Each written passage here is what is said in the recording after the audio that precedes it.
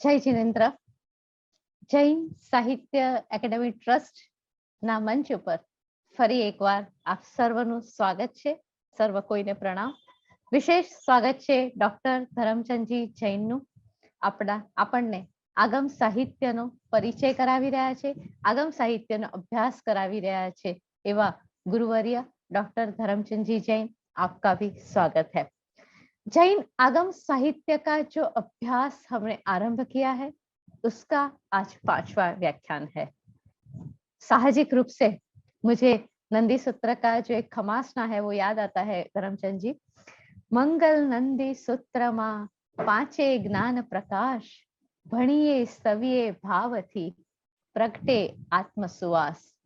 केवो सरस मजानो और कैसा, मतलब नंदी सूत्र की जो बात है उसके बारे में बहुत सारी जगह ये बात हुई है कि नंदी सूत्र यानी क्या, नंदी सूत्र में क्या विशेष बात है।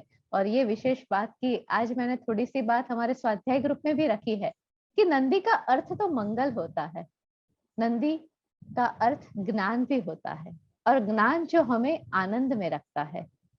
कोई भी उत्तम विधि होती है, दीक्षा की विधि होती है तो नंदी सूत्र सुनाया जाता है।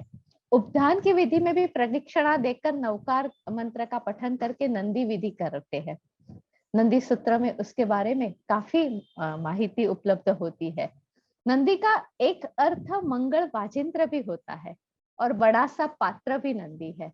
तो ये नंदी ज्ञान जो हमें आनंद में रखे, जो हमें निजानंद की ओर ले जाए, और ज्ञान का जो आनंद होता है वो बहुत ही अलग होता है। तो ऐसे नंदी सूत्र के बारे में आज इस मंच पे डॉक्टर धर्मचंद जी जैन हमें ज्यादा ज्ञान देंगे, उसकी ओर हमें ले जाएंगे। तो सर, ये मंच आपको समर्पित करते हुए अब आप आगे का संचार करें व्याख्यान का, ऐसी विनंती करती हूँ। जय जिनेन्द्र। जय जगजीव जोनि वियाणवो, जग गुरु जगानंदो, जगनाहु जगबंधु, जय जगपियामहो भयम। नंदी सूत्र के इस मंगलाचरण से, ये नंदी सूत्र की प्रथम गाथा है, इससे आज नंदी सूत्र का शुभारंभ किया जा रहा है। मैं हार्दिक अभिनंदन करता हूं जो भी इसमें जुड़े हैं उन सभी प्रतिभागियों का, और जैन साहित्य एकेडमी को इस पाठ्यक्रम के शुभारंभ हेतु और उसके संचालन हेतु हार्दिक धन्यवाद ज्ञापित करता हूं। विशेषतः सेजल बैन का जो बड़ी उत्साही हैं और इसका निरंतर संचालन कर रही हैं। तो आज हम बात कर रहे हैं नंदी सूत्र की।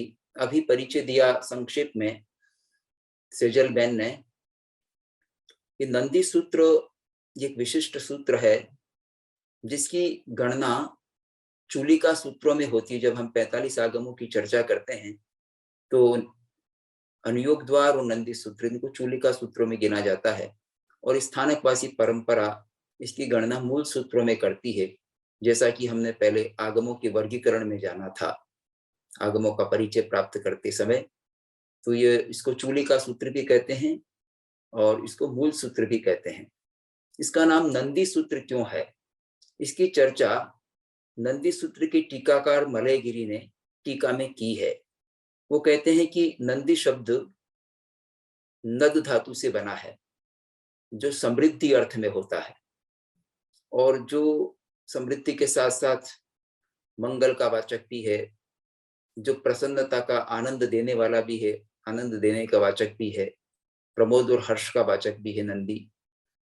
तो ये नंदी शब्द नद धातु से बना है और इसी से नंदन शब्द बनता है। नंदन शब्द का अर्थ पुत्र होता है, जो प्रसन्न कर देता है उसको नंदन कहते हैं।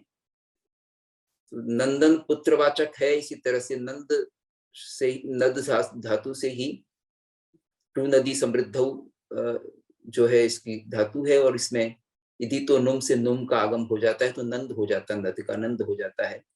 और नंदी शब्द फिर जो है अर्थ देता है मंगल का, स्तुति का और प्रसन्न करने का। तो इस तरह से ये नंदी सूत्र हमको एक प्रकार से मंगल तो है ही, इसमें मंगलाचरण से ही प्रारंभ हुआ है। यह ऐसा आगम है जिसमें 50 गाथाएं प्रारंभ में दी गई हैं, जो संघ के बारे में, पहले तो अरहत की स्तुति है, फिर भगवान महावीर की स्तुति है, और फिर संघ की स्तुति है, फिर स्थविरावली है। भगवान महावीर के बाद जो आचार्य हुए उन सब के नाम इसमें दिए गए हैं और उन सबको प्रणाम किया गया है। इस तरह से उनका स्तुति गान करने के कारण से भी यह नंदी सूत्र है, और 5 ज्ञानों का विवेचन करने के कारण से भी यह नंदी सूत्र है, क्योंकि 5 ज्ञान भी हमारे प्रमोद के, हमारे हर्ष के विधायक होते हैं, प्रमोद के हेतु होते हैं। नंदी के हेतु होने से भी इस अध्ययन को नंदी कहा गया है। और नंदी शब्द में इकार छोटी भी प्रयुक्त हुई है, टीकाकार ने छोटी इकार का भी प्रयोग किया नंदी में, और बड़ी इकार का भी इक प्रत्यय करके प्रयोग किया है। ऐसे दोनों प्रयोग हैं। और कई णीनी प्रत्यय करके संस्कृत में पाणिनि व्याकरण से णीनी प्रत्यय कर नंदी ग्रही पचादिव्यो लुणिन्याच, ऐसे नंदन में बनता है, इसी तरह से नंदी भी बनता है णीनी प्रत्यय से, तो नंदिन शब्द से नंदी बन जाता है। तो इस तरह से प्रसन्न करने वाला, मंगल विधायक ये सूत्र है, इसलिए इसका नाम नंदी है। एक नांदी शब्द का भी प्रयोग संस्कृत में होता है, नांदी पाठ होता है नाटक के प्रारंभ में, तो नांदी में भी विषय वस्तु का कथन होता है, स्तुति भी होती है, और वो दर्शकों को प्रसन्न कर देता है, इसलिए उसको नांदी कहते हैं। वो प्रस्तावना स्वरूप होता है नाटक के शुभारंभ में। ऐसे ही यह भी एक तरीके से हो सकता है देववाचक का एक ग्रंथ माना जाता है। तो देववाचक का दूसरा नाम यहाँ देवर्धि गणिक क्षमाश्रमण भी माना गया है। तो देवर्धि गणिक क्षमाश्रमण ने जब आगमों का संकलन किया, तो हो सकता है मंगलाचरण के रूप में नंदी की उन्होंने योजना की हो, नंदी सूत्र का निर्माण किया हो, संकलन पूर्वक ही निर्माण किया हो। तो नंदी का उन्होंने निर्माण किया था, इसमें स्तुति की होगी प्रारंभ में, और स्तुति करने के बाद फिर अन्य आगमों का भी संकलन किया होगा। उन्होंने इस नंदी का कहीं कहीं संदर्भ भी दिया है। भगवती सूत्र में जहां नंदी ये ऐसा उल्लेख मिलता है, समवायांग सूत्र में उल्लेख मिलता है, राज प्रश्न सूत्र में उल्लेख मिलता है, तो अन्य आगमों में भी नंदी का रेफरेंस दिया गया है। हो सकता है ये संकलन करते सारे आगम उनको ध्यान में थे, देवर्धि गणिक क्षमाश्रमण को, और उन्होंने ही इसका निर्माण किया हो। तो यहाँ देववाचक से देवर्धि गणिक क्षमाश्रमण शब्द जो है वाचक माना गया है कुछ आचार्यों के द्वारा, जिनमें आचार्य श्री हस्तिमल जी महाराज, आचार्य आत्माराम जी महाराज के विशेष रूप से वक्तव्य और तर्क प्राप्त होते हैं कि ये देवर्धि गणिक क्षमाश्रमण भी होना चाहिए देववाचक, क्योंकि इसमें हमको कुछ ऐसे भी ग्रंथों का उल्लेख मिलता है जो उस समय निर्मित हो चुके थे, जैसे रामायण है, महाभारत है, कौटिल्य का अर्थशास्त्र है। इन ग्रंथों के उल्लेख हमको नंदी सूत्र में प्राप्त होते हैं। तो ये उत्तरकालीन आगम है, पर इसमें विशेषता ये है कि इसमें 5 ज्ञानों का ही निरूपण विशेष रूप से हुआ है। पंच ज्ञानों का, जो 5 ज्ञान प्रसिद्ध हैं, जिनकी चर्चा तत्वार सूत्र के पहले अध्याय में हुई है, वहां मति ज्ञान शब्द आता है। मति, श्रुत, अवधि, मन, पर्याय और केवल, ये 5 ज्ञान हैं। यहाँ मति के स्थान पर अभिनिबोधिक शब्द का ज्यादा प्रयोग हुआ है। तो अभिनिबोधिक ज्ञान, श्रुत ज्ञान, अवधि ज्ञान, मन, पर्याय ज्ञान और केवल ज्ञान, इन 5 ज्ञानों की इसमें विशेष चर्चा है। यद्यपि ज्ञान की चर्चा हमको भगवती सूत्र में, प्रज्ञापना सूत्र में, स्थानांग में, समवायांग में, अनुयोग द्वार सूत्र में, इनमें भी प्राप्त होती है। और दिगंबर परंपरा के धवला टीका के षटखंडागम में और धवला टीका में और कुछ अन्य ग्रंथों में भी, समय सार आदि में भी प्राप्त होती है। लेकिन 5 ज्ञानों का जितना एक व्यवस्थित विवेचन नंदी सूत्र में प्राप्त होता है, उतना अन्यत्र नहीं प्राप्त होता। तो ये ज्ञान के विवेचन की दृष्टि से बड़ा ही महत्वपूर्ण आगम है, जिसमें 5 ज्ञानों का कथन किया गया है। एक विशेष बात यह है कि भारतीय परंपरा पर यदि हम दृष्टिपात करते हैं, तो ज्ञान की चर्चा तो सब करते हुए मिलेंगे। सारे दर्शन ज्ञान की चर्चा करते हैं, पर ज्ञान के 5 भेदों का निरूपण इस प्रकार का कहीं भी प्राप्त नहीं होता पूरी भारतीय परंपरा में, जैसा जैन दर्शन में हुआ है। वहां ज्ञान की बात तो है, अविद्या की या विद्या की बात है, या पराविद्या की है और अपराविद्या की चर्चा है, किंतु वहां ये जो 5 भेद हैं, मति, श्रुत, अवधि, मनः, पर्याय, केवल, ये 5 भेद प्राप्त नहीं होते। वहां पर कैवल्य की चर्चा अवश्य मिल जाती है, पर अवधि और मनः, पर्याय ज्ञान अलग से इस रूप में प्राप्त नहीं होते। कहीं कहीं योग सूत्र में विभूति की चर्चा है, पर व्यवस्थित रूप से 5 ज्ञानों की चर्चा अगर देखनी हो तो भारतीय परंपरा में हमको जैन आगमों पर, जैन ग्रंथों पर दृष्टिपात करना ही होगा। ये वैशिष्ट्य है जैन परंपरा का, इसमें इस तरह से ज्ञानों का विवेचन हुआ है, और ज्ञानों का विवेचन भी ये केवलियों के द्वारा किया गया है। उन्होंने ही 5 ज्ञानों का प्रतिपादन किया है, और 5 ज्ञानों में से 2 ज्ञान तो प्रत्येक जीव में पाए जाते हैं, मति ज्ञान और श्रुत ज्ञान।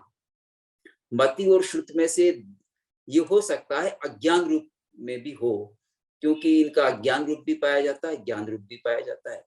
तो हम सामान्य प्राणियों में इसका अज्ञान स्वरूप पाया जाता है, मति अज्ञान, श्रुत अज्ञान। पर जो सम्यक दृष्टि जीव हैं उनमें इसका ज्ञान स्वरूप पाया जाता है, जिसको मति ज्ञान और श्रुत ज्ञान या अभिनिबोधिक ज्ञान और श्रुत ज्ञान कहा जाता है। बाकी जो 3 ज्ञान हैं वो विशेष लब्धि के पश्चात, विशेष रिद्धि के पश्चात, विशेष पुरुषार्थ के पश्चात, या कहें कि विशेष विशुद्धि के पश्चात प्राप्त होते हैं। और कुछ जीवों को अवधि ज्ञान आदि जन्म से भी प्राप्त होते हैं। अवधि ज्ञान आदि नहीं, केवल अवधि ज्ञान जन्म से प्राप्त होता है, जिसको भव प्रत्यवधि ज्ञान कहा जाता है, जो नारकी देवों को और नारकियों को और देवों को प्राप्त होता है।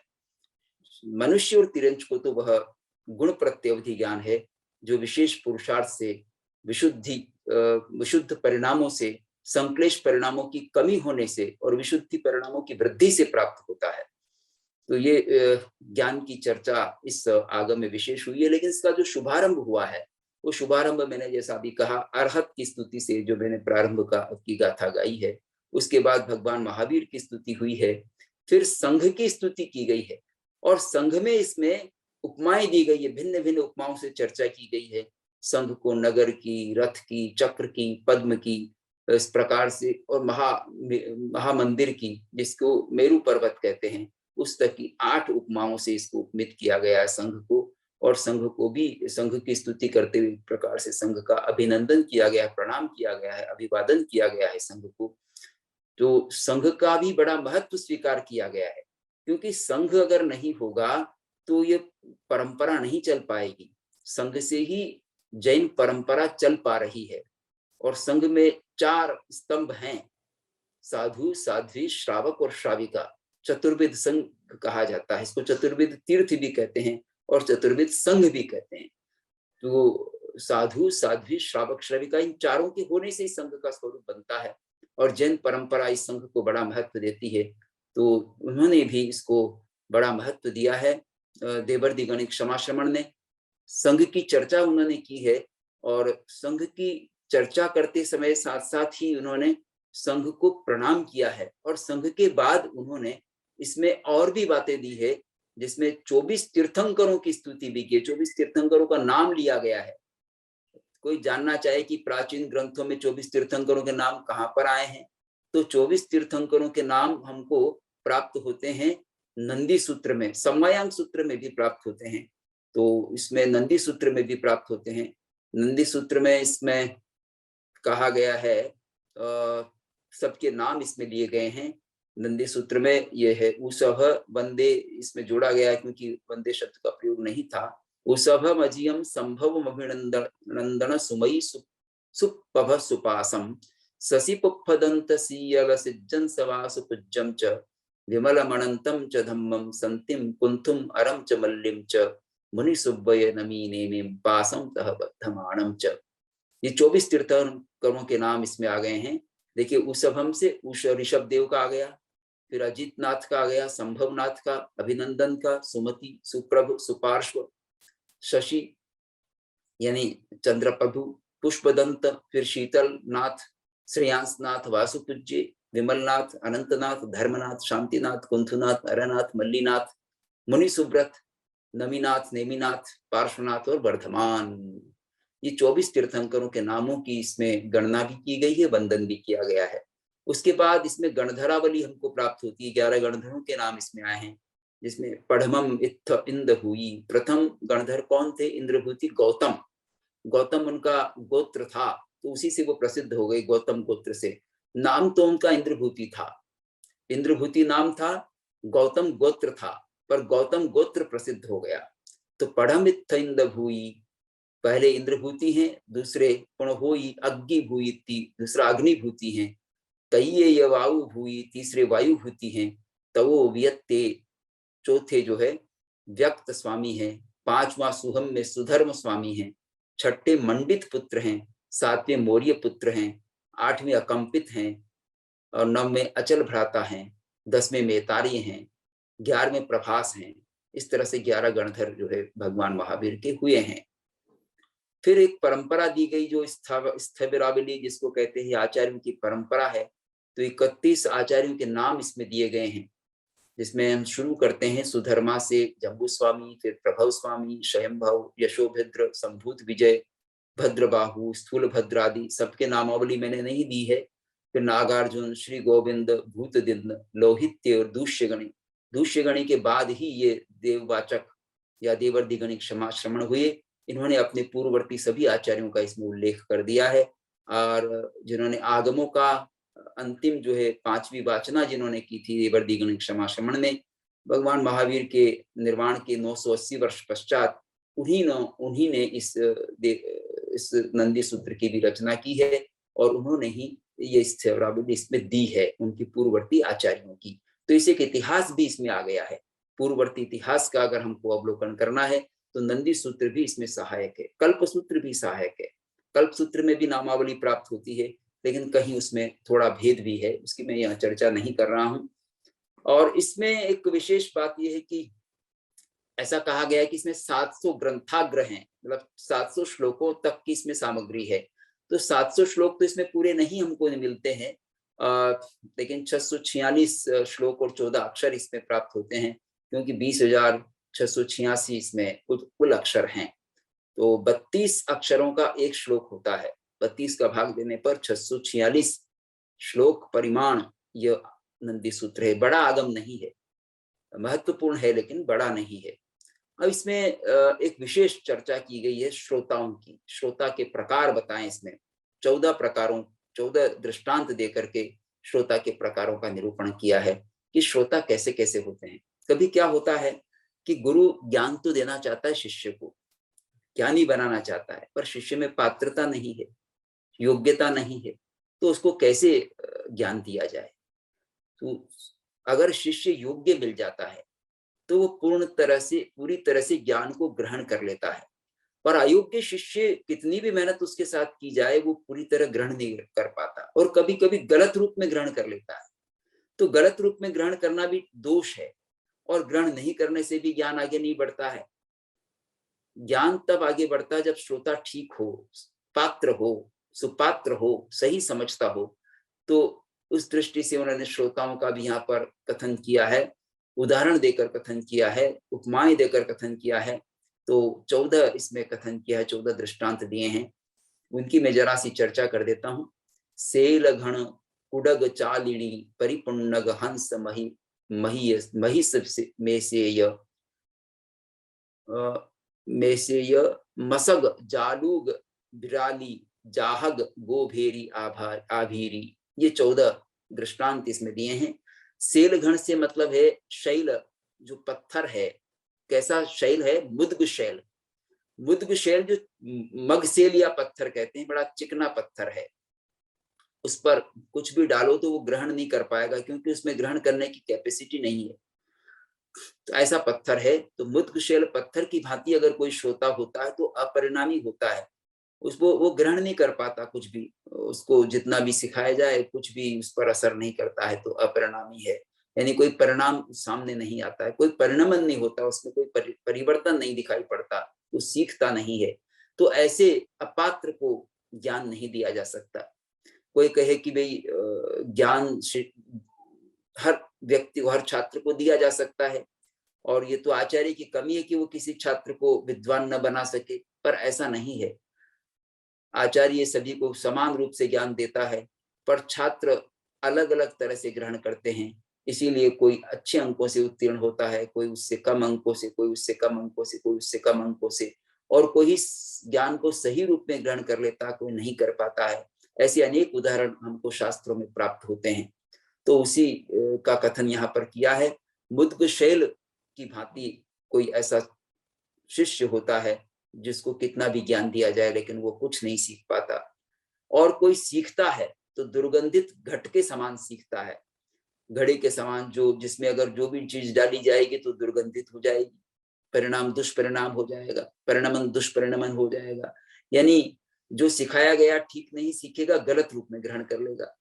एक होता है, ये अयोग्य श्रोता की लिस्ट मैंने 10 दी है, 14 में से 10 अयोग्य होते हैं, 4 ही योग्य हैं। 4 योग्य को इस तरफ लिखा है, 10 अयोग्यों को लेफ्ट साइड में है, 4 योग्यों को राइट साइड में लिखा गया। तो 10 अयोग्यों की चर्चा पहले कर देते हैं। तो चालनी, एक जो चालनी होती है जिसमें छिद्र होते हैं, जिससे गेहूं आदि को छाना जाता है, तो वैसी चालनी में अगर जल लिया जाए तो जल ठहरता नहीं है। तो उसको कितना भी ज्ञान दिया जाए लेकिन ठहरता नहीं, तो अग्राही, ग्रहण करने की जिसमें क्षमता न हो, वो चालनी की भांति होता है श्रोता। आप अपना मूल्यांकन स्वयं कर सकते हैं। जो भी श्रोता हैं वो स्वयं अपना मूल्यांकन करें, वो किस कोटि में आते हैं, किस तरह के उदाहरण से उनका साम्य है। परिपूर्णक, ऐसा परिपूर्णक जिसमें घी आदि को छाना जाता है, ऐसा कपड़ा हो या ऐसी जालीदार कुछ भी निर्माण जिसका किया गया है, ऐसा परिपूर्णक जो है उसमें अगर घी आदि डाला जाता है तो कचरा ऊपर रह जाता है और नीचे घी निकल जाता है। तो कचरे कचरे को जो ग्रहण करता है, दोष दोष को देख लेता है, वो दोषग्राही होता है।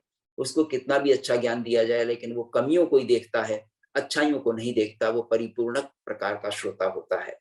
एक भैंसे के समान होता है। भैंसा क्या करता है, भैंस या भैंसा पानी में जाते हैं तो पानी में अंदर प्रवेश करते हैं और कीचड़ में बैठते हैं और उस पानी को भी मैला कर देते हैं, नीचे की गंदगी को ऊपर ले आते हैं। तो मलिनता में उनका विशेष रुचि रहती है, तो मलिन ग्राही होते हैं। कुछ ऐसे होते हैं मच्छर के समान, जो असमाधि कारक होते हैं। मच्छर काटता है और हमको परेशान करता है, उसी प्रकार से जो शिष्य अपने गुरु को तंग करता है, गुरु से इस प्रकार के व्यवहार करता है जिससे उसको अशांति उत्पन्न हो, इस प्रकार से छेड़खानी करता है या ऐसे प्रश्न करके, कुतर्क करके और बात को विनीत भाव से नहीं स्वीकार करता, कुतर्क करता है, उद्दंडता करता है, तो मच्छर की भांति असमाधि उत्पन्न करने वाला होता है, उसको भी ज्ञान की प्राप्ति नहीं होती। एक श्रोता होता है बिराली के समान, जिसको बिल्ली कह सकते हैं या बिडाल कह सकते हैं, वो अविनीत होता है। तो बिल्ली क्या करती है कि दूध आदि होता है उसको पहले फैला देती है, फिर चाटती रहती है। तो ऐसे ही जो ज्ञान दिया गया उसको ठीक से स्वीकार नहीं करके, विनय भाव से स्वीकार नहीं करके, उसको अभिनय से इधर उधर फैला देता है, फिर बाद में उसको देखता है तो गंदगी साथ में आ जाती है। जैसे दूध को चाटने पर धूली भी जो उस पर जमीन पर होती है, धूली भी चाटने में आती है, उसी प्रकार से वह अविनीत श्रोता भी गंदगी को भी ग्रहण करता है। गौ, एक इसमें उदाहरण दिया जाता है कि 4 ब्राह्मण थे, उनको गाय भेंट की गई और ये कहा गया कि भाई आप इसका दूध लीजिएगा और दूध निकाल लीजिएगा और इनको चारा दीजिएगा। तो 4 ब्राह्मणों का एक एक दिन नंबर आता था। पहले एक दिन एक ब्राह्मण का, दूसरे दिन दूसरे का, तीसरे दिन तीसरे का, चौथे दिन चौथे का। इस तरह से 4 ब्राह्मणों के पास एक ही गाय थी। तो वो गाय का पहला ब्राह्मण जब उसको गाय मिली तो उसने देखा कि मैं चारा क्यों खिलाऊं, आज पहला दिन ही तो है, चारा तो इसने खाया हुआ ही है, मैं दूध निकाल लेता हूँ। दूध निकाल लिया, चारा नहीं खिलाया। दूसरे दिन जब दूसरा ब्राह्मण आया तो उसने भी दूध निकाल लिया और चारा नहीं खिलाया कि एक दिन में क्या फर्क पड़ता है, कल तो इसने खाया ही होगा, आज मैं नहीं खिलाऊं चारा, वो भी दूध निकाल लेता है। तीसरा भी ऐसा ही करता है और चौथा भी ऐसा ही करता है। तो गाय जल्दी मृत्यु को प्राप्त हो जाती है और उनका दूध निकालना भी बंद हो जाता है। तो ये ऐसे भी व्यक्ति होते हैं जो अव्ययावृत्ति कारक है, गुरु की सेवा शुश्रूषा नहीं करते, उसका ध्यान नहीं रखते, बस उससे कुछ सीखते रहेंगे, उसका निचोड़ करते रहेंगे, शोषण करते रहेंगे और गुरु का ध्यान नहीं रखते। ऐसे अव्ययावृत्ति करने वाले शिष्य भी अयोग्य श्रोता होते हैं। और एक भेरी के समान ज्ञान लोपक, एक भेरी का उदाहरण दिया जाता है, जिसमें बड़ी लंबी कहानी में छोटी ही उसको कहता हूं कि श्री कृष्ण को एक भेरी प्राप्त हुई थी देवता से, और भेरी बजाने पर उस क्षेत्र में जहां तक उसकी ध्वनि पहुंचती थी वहां तक रोग दूर हो जाया करते थे। रोग निवारक भेरी थी वो। तो उस भेरी 6 महीने में उसको बजाया जाता था। तो एक बार क्या हुआ कि एक रोगी आया और वो 6 महीने के एक दिन बाद आया। उसने देखा कि अगले 6 महीने तक कौन इंतजार करेगा। तो जो भेरी बजाने वाला था, उस भेरी बजाने वाले से बात की सेवक से कि तुम इस भेरी का कुछ अंश मुझे दे दो और मैं उसको पीस कर, बांट कर, घुल कर पी जाऊंगा तो मेरा रोग दूर हो जाएगा। उसने ऐसा किया और उसका जो है सेवक ने एक अंश काट करके और उसमें से दे दिया। उसने उसको घोट करके पी लिया और पीने के बाद उसका रोग भी दूर हो गया। उसको लगा ये तो बड़ा आराम हो गया। तो इसने जो दिया वो रिश्वत खा करके दिया था, पैसा लेकर के दिया था। अब उसको लगा कि ये तो मैं और को भी दे सकता हूँ। तो दूसरे दूसरे लोग भी आने लगे। धीरे धीरे उसमें भेरी में से टुकड़ा वो देता रहा, टुकड़ा देता रहा और दूसरे टुकड़े लगाता रहा। तो भेरी में वो जो क्षमता थी रोग दूर करने की, वो धीरे धीरे बंद हो गई। उसकी आवाज में भी बंद हो गई, ध्वनि में उस प्रकार की वो योग्यता समाप्त हो गई रोग को दूर करने की। तो इस तरह से वो जो ज्ञान सीखता है लेकिन सही विधि से नहीं सीखता तो उसका ज्ञान लुप्त हो जाता है। तो ऐसा श्रोता भी ठीक नहीं है। आभीरी जो विवाद करने वाला है, जिसे आभीरी अहीर को कहते हैं, जो दूध बेचने का काम किया करते हैं। तो दूध बेचने के लिए पति पत्नी जाते हैं और वो दूध किसी कारण से नीचे गिर जाता है, बर्तन गिर जाता है, बर्तन में से दूध गिर जाता है। वो परस्पर झगड़ने लगे और दूध भी और घी भी बेचते हैं वो। तो यहाँ घी भी हो सकता है, उन्होंने घी बेचने के लिए निकले और घी बेचा तो घी नीचे गिर गया। तो घी को समेटा जा सकता था नीचे से वापस, लेकिन उन्होंने समेटा नहीं, विवाद में पड़ गए और शाम को बिना घी बेचे हुए चले गए। तो इस तरह जो झगड़े में ही समय बिता देता है, व्यतीत कर देता है, तो ऐसा व्यक्ति भी कुछ नहीं सीख पाता। तो अच्छे श्रोता कौन से होते हैं? तो 4 श्रोता अच्छे बताए हैं। एक हंस के समान होता है। जो हंस दूध समुद्र में से या पानी में से दूध को निकाल लेता है और पानी पानी छोड़ देता है। तो हंस गुणग्राही होता है। वो कमल में से, जो कमल होता है उसमें से निकाल लेता है, जहां भी है दूध ले लेगा, पानी को छोड़ देगा। दूध और पानी को अलग अलग करने की विद्या उसको आती है, तो वो गुणग्राही होता है। ऐसे ही जो अगर दोष भी है आचार्य में, गुरु में कुछ कमियां भी है, तो उस पर ध्यान नहीं देता, गुण ग्रहण कर लेता, उनकी विशेषताओं को सीख लेता है। ऐसे आगम की विशेषताओं को सीखा जा सकता है या गुरु की विशेषताओं को सीखा जा सकता है और उनके दोषों की उपेक्षा की जा सकती है। तो गुणग्राही योग्य श्रोता होता है। दूसरा योग्य श्रोता बताया मेष, मेंढे के समान, भेड़ भी जिसको कहा जाता है। ये भेड़ क्या करती है, जब पानी पीने जाती है नदी में, तालाब में, तो किनारे पर ही अपने घुटने टेक करके थोड़ी दूरी पर ही जो पानी मिलता है उसी में से अपना पानी पी लेती है और पानी को गंदा नहीं करती, बिना गंदा किए पानी पी लेती है। तो जो स्वच्छ रखता है वातावरण को और दूषित नहीं होने देता, विनम्रता पूर्वक जो गुरु से सीखता रहता है और गुरु के मन को क्लेश नहीं उपजाता है, वैसा श्रोता योग्य श्रोता होता है। एक तीसरा श्रोता होता है जलोका की, जोंक के समान। जोंक हमारे शरीर पर जब बैठती है तो गंदे खून को पी जाती है और स्वच्छ रक्त को रहने देती है। ऐसे ही जो किसी प्रकार का कष्ट हो गुरु को, असमाधि हो, तो समाधि को दूर करने का जो काम करता है श्रोता, उनके किसी भी प्रकार के कष्ट को दूर करने के लिए तत्पर रहता है, वो समाधि कारक श्रोता होता है। उसको भी ज्ञान आसानी से देते हैं गुरु। जाहक होता है, एक उंदर जाति का जंतु होता है, जो दूध के पात्र में भी पीता है और बाहर फैले हुए दूध को भी पी जाता है, चाट जाता है। उसी प्रकार से जो गुरु से जो वो देते हैं उसको तो सीखता ही है और उसके अलावा भी ज्ञान के लिए तैयार रहता है। वैसा विनीत शिष्य जाहक की भांति होता है, भी योग्य श्रोता होता है। जो 10 उदाहरण इधर दिए गए थे उसमें से कुछ पॉजिटिव उदाहरण भी निकाले जा सकते हैं। से मुद्ग शेल की जगह अगर काली मिट्टी हो, काली मिट्टी की भांति हो, तो काली मिट्टी उपजाऊ होती है, उसमें बीज डालेंगे तो परिणमन हो जाएगा। तो ऐसे काली मिट्टी की भांति जो उपजाऊ होता है शिष्य, बातों को ग्रहण करता है, उसको और बढ़ाता है, तो ऐसा भी श्रोता योग्य श्रोता होता है। ऐसे घट अगर सुगंधित होता है या वस्तु जो उसमें डाली जाती है उसको सुगंधित बनाए रखता है या और सुगंधित कर देता है, तो ऐसा सुपरिणामी श्रोता भी अच्छा श्रोता होता है। एक कमंडलू की भांति, जिससे कमंडलू में जो जल आदि डाला जाता है उसको ग्रहण कर लेता है, पात्र ग्रहण कर लेता है, ऐसे ही जो ग्रहण करने वाला पात्र है, शिष्य है, उसको ज्ञान देना उपयुक्त होता है, वो अच्छा श्रोता होता है। ऐसे ही जो गौ सेवी ब्राह्मण होता है, 4 ब्राह्मण उसी प्रकार से और अन्य थे जिनको गाय दी गई, वो 4 ब्राह्मण भिन्न प्रकार की प्रवृत्ति के थे।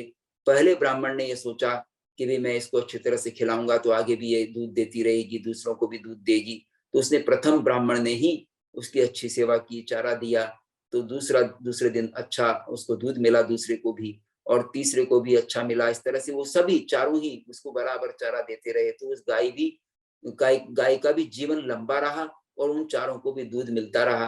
तो इस तरह से जो सेवा करते हैं तो उनको भी ज्ञान प्राप्त होता है और गुरु भी बना रहता है, गुरु का भी भाव बना रहता है ज्ञान देने का। ऐसे ही जो भेरी की रक्षा करने वाला है, उसके बाद क्या, श्री कृष्ण ने ये देखा कि ये भेरी तो काम नहीं कर रही है, तो उन्होंने फिर तेले की तपस्या की और दूसरी भेरी प्राप्त की, और दूसरी भेरी किसी अन्य ऐसे रक्षक को दी जो इस प्रकार का काम नहीं करे, और पहले वाले को दंडित किया। तो नया रक्षक जो आया था वो किसी प्रकार की रिश्वत से भी बेईमानी करने के लिए तत्पर नहीं था। तो जैसे वो भेरी का रक्षक बना, वैसे ही जो ज्ञान का रक्षक बनता है, ऐसा शिष्य योग्य पात्र होता है। आभिरी में भी जब कोई घी लेकर के दूसरा अहिर जाता है पति पत्नी सहित, उनके पात्र उनके भी गिर गया था, लेकिन उन्होंने झगड़ा नहीं किया, बल्कि समेट लिया, जो घी उस पर समेटा जा सकता था उसको वापस पात्र में एकत्रित कर लिया और उसको बेचकर घर चले गए। तो जो मिला उसको तो उसकी तो रक्षा की और घर चले गए, तो उन्होंने तो कुछ कमाया। इसी तरह से जो मिल जावे उसको ठीक से स्वीकार करने वाला योग्य श्रोता होता है। तो इस तरह से श्रोता की इसमें कैटेगरी की है, और अच्छा श्रोता ही वास्तव में ज्ञान का अधिकारी बनता है। तो नंदी सूत्र में ये एक विशेष श्रोताओं का वर्गीकरण किया गया। इसी तरह से 3 तरह की परिषद बताई गई है। परिषद जो कि भगवान महावीर का या तीर्थंकरों का या आचार्यों का या अन्य गुरुजनों का जो उपदेश श्रवण करती हैं, वो परिषद 3 प्रकार की होती है, ज्ञायिका, अज्ञायिका और दुर्विदग्धा। 3 प्रकार की होती है। ज्ञायिका वह होती है जो जानती है, पहले से कुछ जानती है, और गुरु के गुणों के प्रति उनकी दृष्टि रहती है, और उनके दोषों को दूर करने की भी दृष्टि रहती है। ऐसी ज्ञायिका अगर परिषद हो तो वह अच्छी परिषद है, अच्छे श्रोता उसमें होते हैं। तो वो हंस की भांति होती है, हंस जैसे दूध और पानी को अलग कर देता है, उसी प्रकार से वो भी गुणों को ग्रहण कर लेते हैं, दोषों को छोड़ देते हैं। अज्ञायिका परिषद होती है जो कुछ भी नहीं जानती और जैसा सिखाया जाए सीख लेती है। एक तो पहले से कुछ जानने वाली है और एक बिल्कुल नहीं जानने वाली है, उसको भी कुछ ज्ञान दिया जा सकता है। से मृग, सिंह, कुक्कुट, शावक, उनको जैसी कला सिखाई जाएगी वो सीख जाएंगे, और बालक भी जैसे सीख जाता है, सीख सकता है, जिसको पहले कुछ नहीं आता वो भी सीख सकता है। इस तरह से जो प्रकृति से भोले भाले होते हैं उनको सिखाया जा सकता है। एक इसके लिए कहा गया असंस्थापित रत्न की भांति, जो रत्न पहले कहीं लगाया नहीं गया है आभूषण में, अब उस आभूषण में कहाँ लगाना है, वो जहां आप लगाना चाहो लगा सकते हो, असंस्थापित रत्न।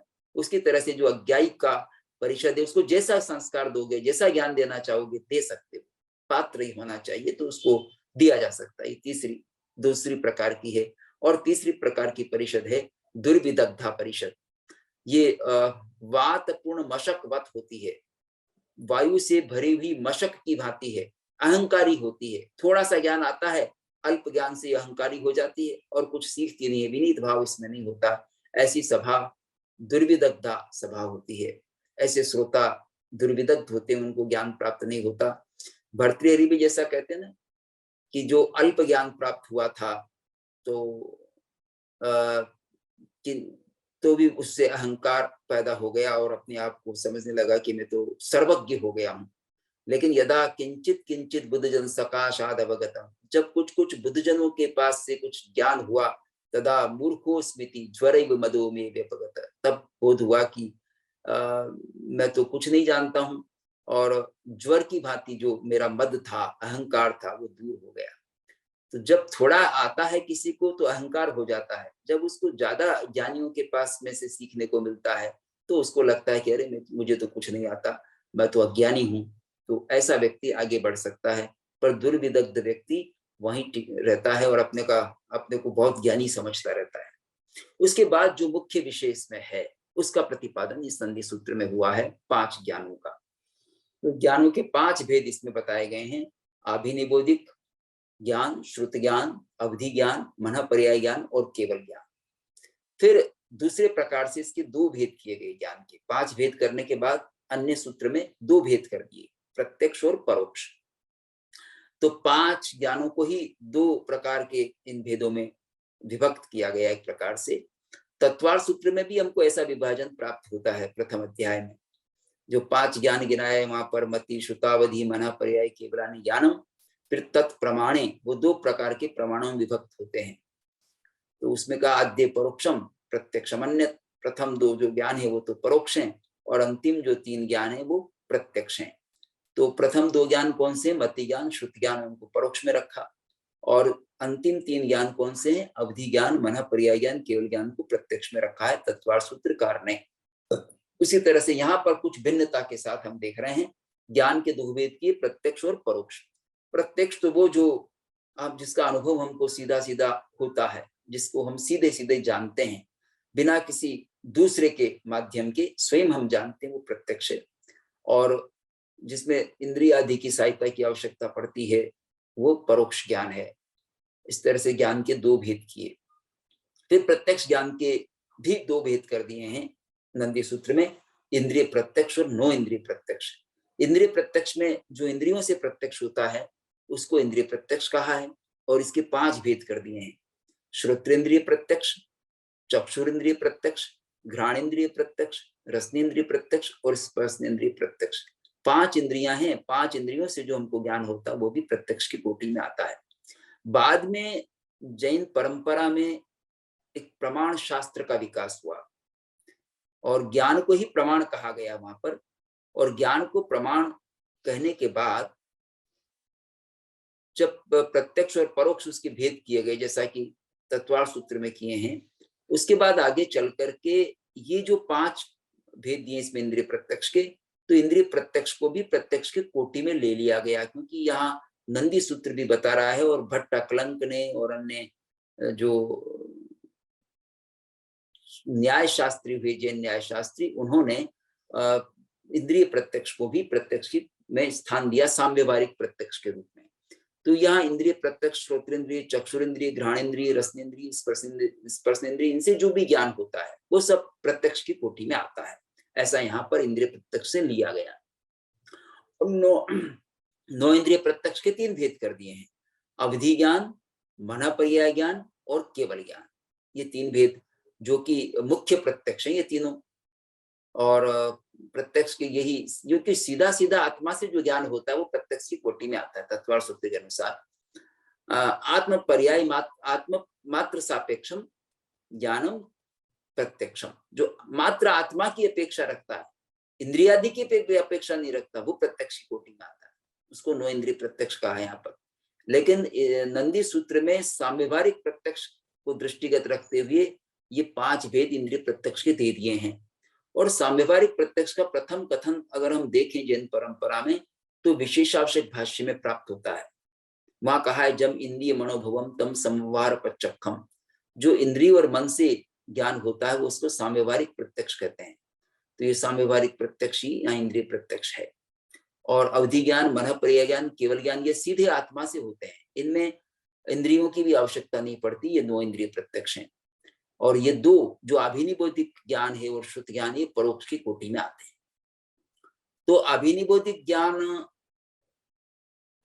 को अगर हम कहें तो अभिनिबोधिक ज्ञान, इंद्रियों से होने वाला ज्ञान भी अभिनिबोधिक ज्ञान है, मन से होने वाला ज्ञान भी अभिनिबोधिक ज्ञान है, और अभिनिबोधिक ज्ञान में 4 बुद्धियों का भी समावेश होता है, वो हम आगे देखेंगे भेदों में आएगा।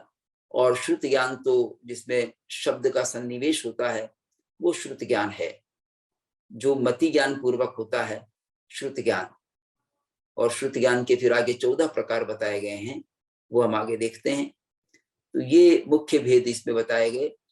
अब इन्होंने जो नंदी सूत्रकार हैं जिन्होंने संकलन किया है, ऐसा कहा जाता है कि ज्ञान प्रवाद पूर्व से इसका संग्रह किया गया है आचार्य के द्वारा। ज्ञान, क्योंकि जो देवर्षि गण क्षमाश्रमण थे वो भी एक पूर्वधारी थे, तो ज्ञान प्रवाद पूर्व से किया है या अन्य अंग आगमों रूपांग आगमों से भी इसमें ज्ञान का विशेष निरूपण किया है, ऐसा उल्लेख मिलता है समीक्षकों के द्वारा। तो अवधि ज्ञान जो है वो ऊपर मैंने दो भेद इसमें दिखाए थे, भव प्रत्यय और गुण प्रत्यय। अवधि ज्ञान के दो भेद ऊपर ही कर दिए थे, भव प्रत्यय और गुण प्रत्यय। तो भव प्रत्यय अवधि ज्ञान, पहले तो हम यह समझ लें कि अवधि ज्ञान क्या है, क्योंकि पहले इन्होंने सूत्रकार ने जो प्रत्यक्ष नो इंद्रिय प्रत्यक्ष उसका पहले ले लिया है और फिर परोक्ष ज्ञान की चर्चा बाद में की है, मति ज्ञान की और श्रुत ज्ञान की। तो हम उसी क्रम से चल रहे हैं, अवधि ज्ञान को पहले समझ लेते हैं। तो अवधि ज्ञान क्या है? अवधि कहते हैं मर्यादा को, सीमा को कहते हैं। तो जिसमें मर्यादा पूर्वक ज्ञान होता है वो अवधि ज्ञान है, यानी एक सीमा तक ज्ञान होता है।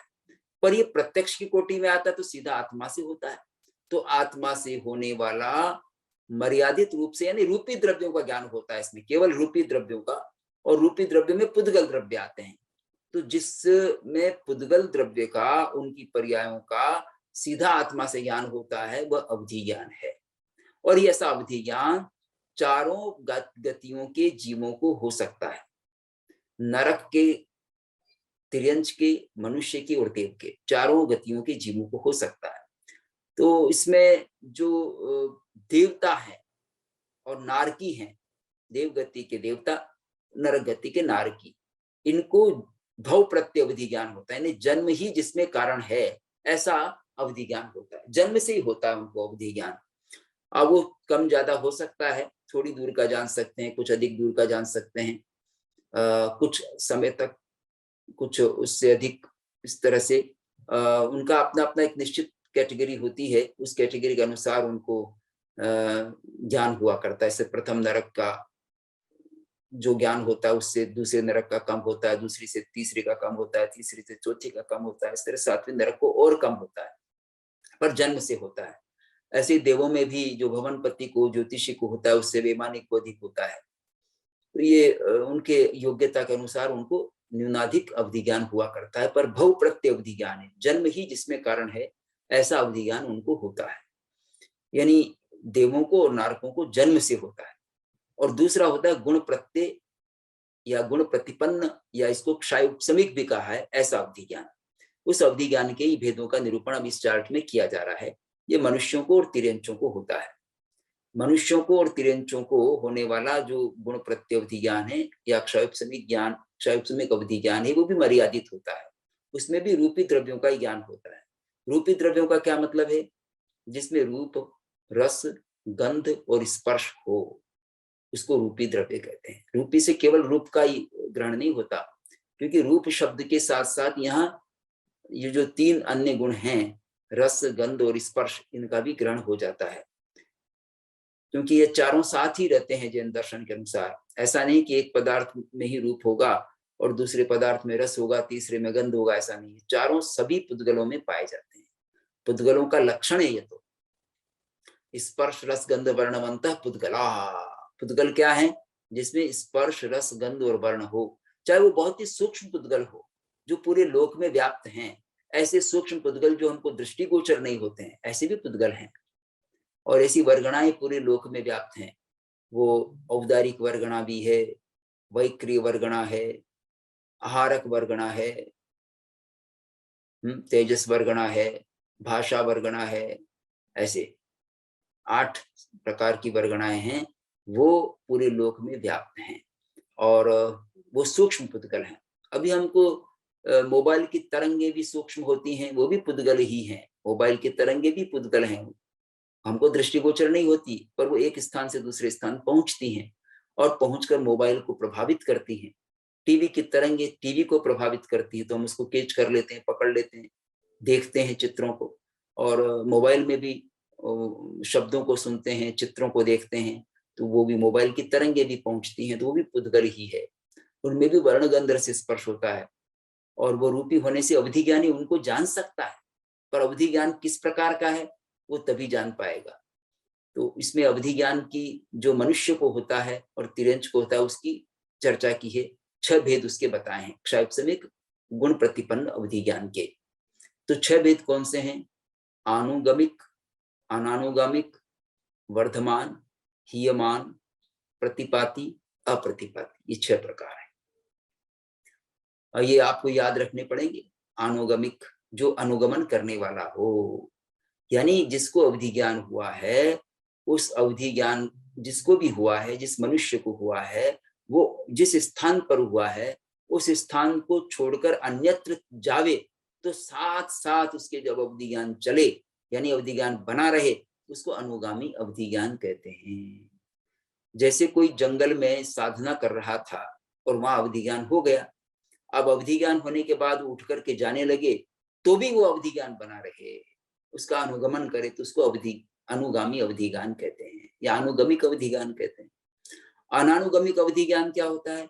जिस स्थान पर जंगल में बैठकर जिस आसन से, जिस मुद्रा से बैठकर ध्यान साधना कर रहा था और उसको अवधि ज्ञान हो गया, वहां से उठकर जब रवाना हुआ तो ज्ञान समाप्त हो गया, तो अनानुगामिक है वो, यानी अनुगमन करने वाला नहीं है। वहां से व्यक्ति के, साधक के उठकर जाते ही वो ज्ञान समाप्त हो गया, तो अनानुगामिक अवधि ज्ञान है। वर्धमान अवधि ज्ञान क्या होता है? जो अवधि ज्ञान जब उत्पन्न हुआ तो उसे निरंतर बढ़ता जाए, जितना ज्ञान हुआ था उससे आगे बढ़ता चला जाए। जैसे मान लीजिए इस समय अवधि ज्ञान हुआ कि एक कमरे जितने क्षेत्र को वो जानता है, फिर बढ़ा कि पूरे मकान को जानता है, फिर बढ़ा कि पूरी गली मोहल्ले को जानता है, फिर बढ़ा कि वो पूरे नगर को जानता है, फिर बढ़ा कि आगे की सड़कों को, पूरे आसपास के गांव को जानता है, फिर बढ़ा कि पूरे राज्य को जानता है, पूरे राष्ट्र को जानता है, फिर के पूरे विश्व को जानता है, पृथ्वी लोक को जानता है, फिर उससे भी आगे जानता है। तो ये ज्ञान की जब सीमा बढ़ती चली जाए तो उसको वर्धमान कहते हैं। और वर्धमान क्षेत्र के अनुसार भी होता है और काल के अनुसार भी होता है। तो जो ज्ञान बढ़ता जाता है वो विशुद्ध परिणामों से बढ़ता है। विशुद्ध परिणाम जब होते हैं, भाव विशुद्ध होते हैं, तो उस विशुद्ध भावों से बढ़ने वाला अवधि ज्ञान वर्धमान अवधि ज्ञान होता है। हीयमान अवधि ज्ञान को क्या होता है कि जब विशुद्धि नहीं हो, अविशुद्ध परिणाम आने लगे, से अभिमान आने लगा हो, अहंकार आने लगा हो, क्रोध आने लगा हो, या कुछ और इस तरह के क्लेश संक्लेश भाव पैदा हो रहे हो, कषाय भाव पैदा हो रहा हो, लेशाएं अशुभ होती हों, तो हीयमान अवधि ज्ञान होता है। ने जितना हुआ था उससे भी और घट जाता है। जैसे कमरे का ज्ञान था और घट गया, घटता चला जा रहा है, अब उसको कमरे के एक हिस्से का ही ज्ञान रह गया है, वो हीयमान अवधि ज्ञान है। तो इस तरह से जो ज्ञान जितना हुआ है उससे निरंतर घटता चला जाए, उसको हीयमान अवधि ज्ञान कहते हैं। अगर पूरे लोक को जान लिया है फिर उसके बाद घटता ही चला जाए, घटता ही चला जाए, तो हीयमान अवधि ज्ञान है। प्रतिपाती अवधि ज्ञान क्या होता है? एक बार होने के पश्चात वह ज्ञान समाप्त हो जाए, गिर जाए, तो उसको प्रतिपाती अवधि ज्ञान कहते हैं। और ये अवधि ज्ञान प्रतिपाती तब भी हो सकता है जब वह अंगुल के असंख्यात भाग से लेकर और संपूर्ण लोक को जान ले, संपूर्ण लोक का भी अवधि ज्ञान कर ले, तो भी प्रतिपाती हो सकता है। अगले क्षण पूरी तरह से युगपथ पूरा ज्ञान समाप्त हो गया, वो प्रतिपाती है। यहाँ प्रतिपाती शब्द कहीं अनवस्थित शब्द दिया गया है। और अप्रतिपाती शब्द क्या है? अप्रतिपाती होता है जो गिरे नहीं, एक बार जो ज्ञान हो गया वो आगे केवल ज्ञान तक बना रहे, वो अप्रतिपाती अवधि ज्ञान है। केवल ज्ञान की अपेक्षा से उसको अप्रतिपाती कहा है। केवल ज्ञान हो जाने पर वो भी नहीं रहेगा, लेकिन केवल ज्ञान होने तक रहेगा, इस दृष्टि से वह अप्रतिपाती है। तो जो ज्ञान एक बार हो गया वह समाप्त न हो, वह अप्रतिपाती अवधि ज्ञान है। केवल ज्ञान होने पर ही उसका विलय होगा, अन्यथा वह बना रहेगा। और इसमें ऐसी योग्यता होती है कि संपूर्ण लोक के रूपी द्रव्यों का और उनकी पर्यायों को तो जानता है, और उसमें ऐसी क्षमता होती है कि आलोक को भी जान सकता है, ऐसे ज्ञान की क्षमता होती है उसमें। आलोक के एक प्रदेश को भी अधिक जान लेता है, जानने की योग्यता होती है, तो अप्रतिपाती अवधि ज्ञान होता है। वो ज्यादा को भी जान सकता है, तो ऐसा अवधि ज्ञान अप्रतिपाती होता है। ऐसे के बाद तो फिर केवल ज्ञान निश्चित ही माना गया है। अब इसमें जो अनुगमिक अवधि ज्ञान है उसके 2 भेद किए गए हैं। एक है अंतगत, दूसरा है मध्यगत। अंतगत अनुगमिक अवधि ज्ञान क्या है? तो अंतगत अवधि ज्ञान को समझाने के लिए उसके 3 भेद किए हैं। ये अंत को प्राप्त होता है इसलिए अंतगत है, और अंत का मतलब यहाँ छोर है, एक छोर पर, एक किनारे पर, एक तरफ जो ज्ञान होता है, पुरतः सीमा में जो ज्ञान होता है। तो पुरतः आगे, जैसे जो अवधि ज्ञानी आगे चलता है तो उसको आगे आगे का ज्ञान होता जाता है, वो पुरतः अनुगमिक अवधि ज्ञान है। अनुगमन करने वाला कहाँ अनुगमन कर रहा है कि आगे आगे चल रहा है, आगे चलने वाला, आगे आगे जो अनुगमन करे उसको भी अनुगामी कह दिया है। आगे चलने पर भी उस व्यक्ति का तो अनुगमन कर ही रहा है ना, वो उस व्यक्ति का अनुगमन कर रहा है ना, उसमें ज्ञान तो बना हुआ, इस दृष्टि से वो अनुगामी है। तो आगे का जो ज्ञान कराता है, इसके लिए उदाहरण दिया गया है, जैसे जलती हुई कोई दीप शिखा है, जलता हुआ कोई अंगारा है, जलती हुई कोई मणि है, या जिससे प्रकाश होता है, तो वो जब आगे लेकर के कोई चलता है तो आगे प्रकाश होता जाता है। बैटरी है, जैसे हमारे हाथ में बैटरी हो तो हम आगे लेकर चलते तो आगे प्रकाश होता जाता है। ऐसे ही जिस अवधि ज्ञान से आगे का क्षेत्र प्रकाशित होता है, आगे का क्षेत्र जानने में आता है, उसको पुरतः अंतगत अनुगमिक अवधि ज्ञान कहते हैं। दूसरा होता है मार्गतः, यानी जहां जिस मार्ग से जा रहे हैं उस मार्ग में पीछे का ज्ञान होता जाता है, उसको मार्गतः अवधि ज्ञान कहते हैं। पीछे का ज्ञान होने को मार्गतः अनुगमिक अवधि ज्ञान कहा। और पार्श्वतः, दोनों तरफ जो अवधि ज्ञान है, इसमें जिसे प्रकाश जो है कोई पीछे करके चलता है तो पीछे का प्रकाश जो है पीछे वालों को दिखाई पड़ेगा, ऐसे ही जिसमें पीछे के क्षेत्र का ज्ञान होता हो उसको मार्गतः अवधि ज्ञान कहा है। और पार्श्वतः, दोनों बगल में, दोनों तरफ जो ज्ञान होता जाता है उसको कहते हैं पार्श्वतः अवधि ज्ञान। दूसरा जो अवधि ज्ञान है वो अनुगमिक अवधि ज्ञान है, वो मध्यगत है। मध्यगत का यानी जो बीच में, जैसे कोई लालटेन या कोई गैस या कोई प्रकाश की कोई भी वस्तु मस्तक पर रख करके चलता है, तो मस्तक पर रखने से आगे भी प्रकाश होता है, पीछे भी प्रकाश होता है, दाएं भी प्रकाश होता है, बाएं भी प्रकाश होता है, यानी सर्वत्र प्रकाश होता है। तो जो सब दिशाओं में जानता है, आगे पीछे नीचे ऊपर सब दिशाओं में जो अवधि ज्ञान सब दिशाओं में होता जाता है, उसको मध्यगत अनुगमिक अवधि ज्ञान कहा गया है। मध्यगत अवधि ज्ञान देवों को, नारकों को, तीर्थंकरों को तो होता ही है। देवों, नारकों और तीर्थंकरों को सर्व दिशाओं में ज्ञान होता है। तिर्यंचों को अंतगत यानी आंशिक अवधि ज्ञान होता है, जो पुरतः भी हो सकता है, मार्गतः हो सकता है, पार्श्व तो हो सकता है। और मनुष्यों को अंतगत भी होता है, मध्यगत भी होता है, देशता भी जानते हैं, सर्वता भी जानते हैं। अब जो अवधि ज्ञान है, ये अवधि ज्ञान का संबंध क्षेत्र के साथ भी है, काल के साथ भी है।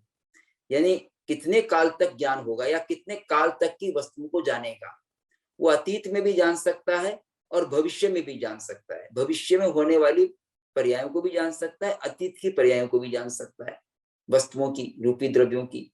तो वह कितनी तक जानता है उसका भी उल्लेख इस आगम में किया है।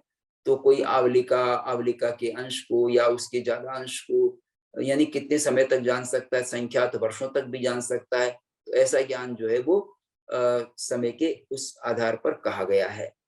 अब जो अवधि ज्ञान के हम दूसरी अपेक्षा से कथन कर रहे हैं, द्रव्य से कितना जानता है, क्षेत्र से कितना जानता है, काल से कितना जानता है और भाव से कितना जानता है। तो द्रव्य से अवधि ज्ञान होता है, जगन ने अनंत रूपी द्रव्यों को जानता भी है और देखता भी है। अवधि ज्ञान में अवधि दर्शन से देखता है, पर अवधि ज्ञान में ही कथन कर दिया है उसका। तो द्रव्य से जगन्य का मतलब होता न्यूनतम, और ये जैन टेक्नोलॉजी के शब्द है जगन्य और उत्कृष्ट। तो जगन्य न्यूनतम को कहते हैं और उत्कृष्ट अधिकतम को कहते हैं। तो न्यूनतम कितना जानता है कि अनंत रूपी द्रव्यों को जानता और देखता है अवधि ज्ञान, अनंत रूपी द्रव्यों को। अब अनंत रूपी द्रव्य में थोड़े अंश में भी, थोड़े क्षेत्र में भी अनंत रूपी द्रव्य रह सकते हैं, तो उनको जानता है। और उत्कृष्ट समस्त रूपी द्रव्यों को जान सकता है, जितने रूपी द्रव्य हैं संसार के उन सबको जानता देखता है। द्रव्य से कम और अधिकतम बता दिया। क्षेत्र से कितना जानता है, तो क्षेत्र से अंगुल के असंख्यात में भाग जानता है। हमारी जो अंगुल है उसके असंख्यात विभाग क्षेत्र में उतने को जानता है। और उत्कृष्ट कितना जानता है कि आलोक में जो संख्यात आलोक में भी जान सकता है, मतलब जानता तो नहीं है, आरूपी को नहीं जानता है, लेकिन आलोक में भी जानने की क्षमता रखता है। लोक प्रमाण जितने खंडों को जान सकता है, लोक प्रमाण खंडों को आलोक में भी जान सकता है, इतनी जानने की उसकी क्षमता होती है। ये जो ज्ञान का अप्रतिपाती ज्ञान बताया, जिसके बाद अवधि ज्ञान हो जाता है, उस दृष्टि से कहा है, उस दृष्टि से उतने क्षेत्र को जानता है। काल से जगन्य जानता आवलिका के असंख्यात में भाग को। एक आवलिका होती है समय में, समय तो सबसे छोटी इकाई है, और हम पलक झपकते हैं उतनी देर में तो असंख्यात समय बीत जाते हैं। तो आवलिका में भी असंख्यात समय होते हैं, पर अगर हम कालमान करें तो एक मुहूर्त में यानी 48 मिनट में 1,67,77,216 आवलिकाएं होती है एक 48 मिनट के काल में। तो एक आवलिका कितनी सूक्ष्म होती है हम अनुमान लगा सकते हैं, और उसमें असंख्यात समय होते हैं। तो आवलिका के असंख्यात में भाग को जाना जा सकता है, काल असंख्यात में भाग तक की वस्तुओं को जाना जा सकता है। और उत्कृष्ट कितना जाना सकता है, तो असंख्यात उत्सर्पणी और उस अवसर्पणी को जाना जा सकता है। असंख्यात उत्सर्पणी अवसर्पणी में होने वाले रूपी द्रव्यों को जाना जा सकता है। भाव से कितना जाना जाता है, भाव का मतलब या पर्याय से। जगन ने अनंत भावों को जाना जा सकता है, अनंत पर्यायों को जाना जा सकता है। और उत्कृष्ट अनंत पर्याय जो सब द्रव्यों की है, सर्वभावों को जाना जा सकता है, समस्त पदार्थों की पर्यायों को जाना जा सकता है। ये अवधि ज्ञान का विवेचन इसमें हुआ है नंदी सूत्र में। इसके बाद हम लेते हैं मन पर्याय ज्ञान। मन पर्याय ज्ञान क्या है? दूसरे के मन की पर्यायों का आत्मा से, हमारी आत्मा से होने वाला, यानी जो ज्ञानी पुरुष है उसकी आत्मा से होने वाला ज्ञान, दूसरे के मन की पर्यायों का ज्ञान जो सीधे आत्मा से होता है उसको मन पर्याय ज्ञान कहते हैं। तो दूसरे के मन में क्या चल रहा है, क्या चिंतन चल रहा है, उसकी क्या पर्याय चल रही है, उसको जान लेता है मन पर्याय ज्ञानी। पर मन पर्याय ज्ञान सारी गतियों में नहीं होता, केवल मनुष्य गति में होता है। और मनुष्य गति में भी जो कर्म भूमिज मनुष्य उनको होता है, और कर्म भूमिज मनुष्य में असंख्यात वर्ष आयुष वालों को होता है, नहीं संख्यात वर्ष आयुष वालों को होता है, संख्यात वर्ष आयुष वालों को नहीं होता, और कर्म भूमिज को होता है। फिर जो गर्भ से उत्पन्न होने वाले मनुष्य उनको होता है। एक मनुष्य की कैटेगरी और है समूर्छिम मनुष्य, समूर्छिम मनुष्य को नहीं होता। गर्भ में पैदा होने वाले कर्म भूमिज मनुष्यों को होता है, और संख्यात वर्ष आयुष जो होते हैं उनको होता है। फिर वो भी अपर्याप्त हो तो उनको नहीं होगा, पर्याप्त अवस्था में हो जाएंगे, यानी छओं पर्याप्ति पूर्ण कर लेंगे, तब ऐसे जीवों को होगा। फिर पर्याप्त होने के पश्चात भी सम्यक दृष्टि होना आवश्यक, सम्यक दृष्टि नहीं होगा तो ऐसे मनुष्य को भी मन पर्याय ज्ञान नहीं हो सकता। और सम्यक दृष्टि के पहले उसको अप्रमत्त संयत भी उसको होना चाहिए। अप्रमत्त संयत साधु हो सकता है जो 7वें गुणस्थान में होता है, तो 7वें गुणस्थान के अप्रमत्त संयत साधु को होता है। फिर और कहा वो भी सबको नहीं होता, जो रिद्धि प्राप्त अप्रमत्त संयत सम्यक दृष्टि पर्याप्त और संख्यात वर्षायुष्क कर्म भूमिज गर्भ विक्रांत मनुष्यों को ही यह मन पर्याय ज्ञान होता है। इसमें एक एक के बारे में प्रश्न करके उत्तर दिया गया नंदी सूत्र में, तो एक एक प्रश्न करके और वहां तक पूरी विशेषताओं का उल्लेख किया गया है कि रिद्धि प्राप्त अप्रमत्त संयत जो सम्यक दृष्टि हो, पर्याप्त हो, संख्यात वर्ष आयु वाला हो, और कर्म भूमि में पैदा हुआ हो, और गर्भ विक्रांत, उसको ही मन पर्याय ज्ञान होता है। इसके दो प्रकार हैं, ऋजुमति और विपुलमति। ऋजुमति सरल होता है, यानी ऋजु सरल को कहते हैं, विपुल उससे विशाल होता है। विपुल विशालता का द्योतक है, निर्मलता का भी द्योतक है यहाँ पर। तो ऋजुमति मन पर्याय ज्ञान में क्या होता है, द्रव्य से, क्षेत्र से, काल से, भाव से, 4 आधार पर विवेचन किया गया है मन पर्याय ज्ञान का। तो द्रव्य से कहा अनंत अनंत प्रदेशी स्कंधों को जानता देखता है। दूसरे के मन की जो पर्याय चल रही है उन पर्यायों को, अनंत प्रदेशी स्कंधों को, उन पर्यायों के मन की अनंत प्रदेशी स्कंधों को भी जान सकता है मन पर्याय ज्ञानी। फिर उससे जान लेता है, उससे अनुमान करता है कि ये क्या चिंतन कर रहा है। पर्याय को जान करके फिर उसको दुखी क्यों है, सुखी क्यों है, क्या चिंतन चल रहा है, ये सबका फिर वो अनुमान करता है। मन की पर्यायों को सीधा सीधा जान करके फिर अनुमान से जान लेता है कि उसको किस प्रकार का चिंतन चल रहा है। और विपुल मति भी जानता है उन्हीं स्कंधों को कुछ अधिक विपुल, विशुद्ध और तिमिर रहित, यानी कि और अधिक उज्ज्वले रूप में जानता और देखता है। तो जितना ऋजुमती जानता है उससे ही और अधिक विशुद्ध रूप में जानता है और अधिक साफ जानता है। जैसे मुझे अगर आंखों से दिखाई पड़ता है तो चश्मा लगाने पर और ठीक दिखाई पड़ता है, छोटे छोटे अक्षर भी अच्छी तरह दिखाई पड़ते हैं। तो वो विपुल मति ज्ञान का, विपुल मति मन पर्याय ज्ञान हो गया, मन पर्याय ज्ञान की तरह हो गया। यानी उसके तो उदाहरण है, वो तो मति ज्ञान हुआ है, लेकिन यहाँ अंतर बताने के लिए दृष्टांत दिया जा रहा है कि जिस तरह से हमको बिना चश्मे के दिखाई पड़ता है, चश्मा जिनको लगाना आवश्यक है और बिना चश्मे के दिखाई पड़ता है, धुंधला दिखाई पड़ता है, दिखाई तो पड़ रहा है, चश्मा लगाने पर साफ दिखाई पड़ता है। इसी तरह से ऋजुमती मन की पर्यायों को जानता तो है, पर उससे अधिक विशुद्ध विपुलमती जानता है। विपुलमती मन पर्याय ज्ञान जानता है। क्षेत्र से भी इसी तरह से, क्षेत्र से कहा गया कि जगन्य अंगुल के असंख्यात में भाग क्षेत्र को तथा उत्कृष्ट अधोलोक में रत्न प्रभा पृथ्वी के नीचे जो क्षुल्लक प्रतर है, और ऊर्ध्व लोक में ज्योतिष चक्र, और उसके भी ऊपर जो है वो तिर्यक ऊपर तक जानता है, ज्योतिष चक्र के ऊपर ऊपरी तल तक जानता है।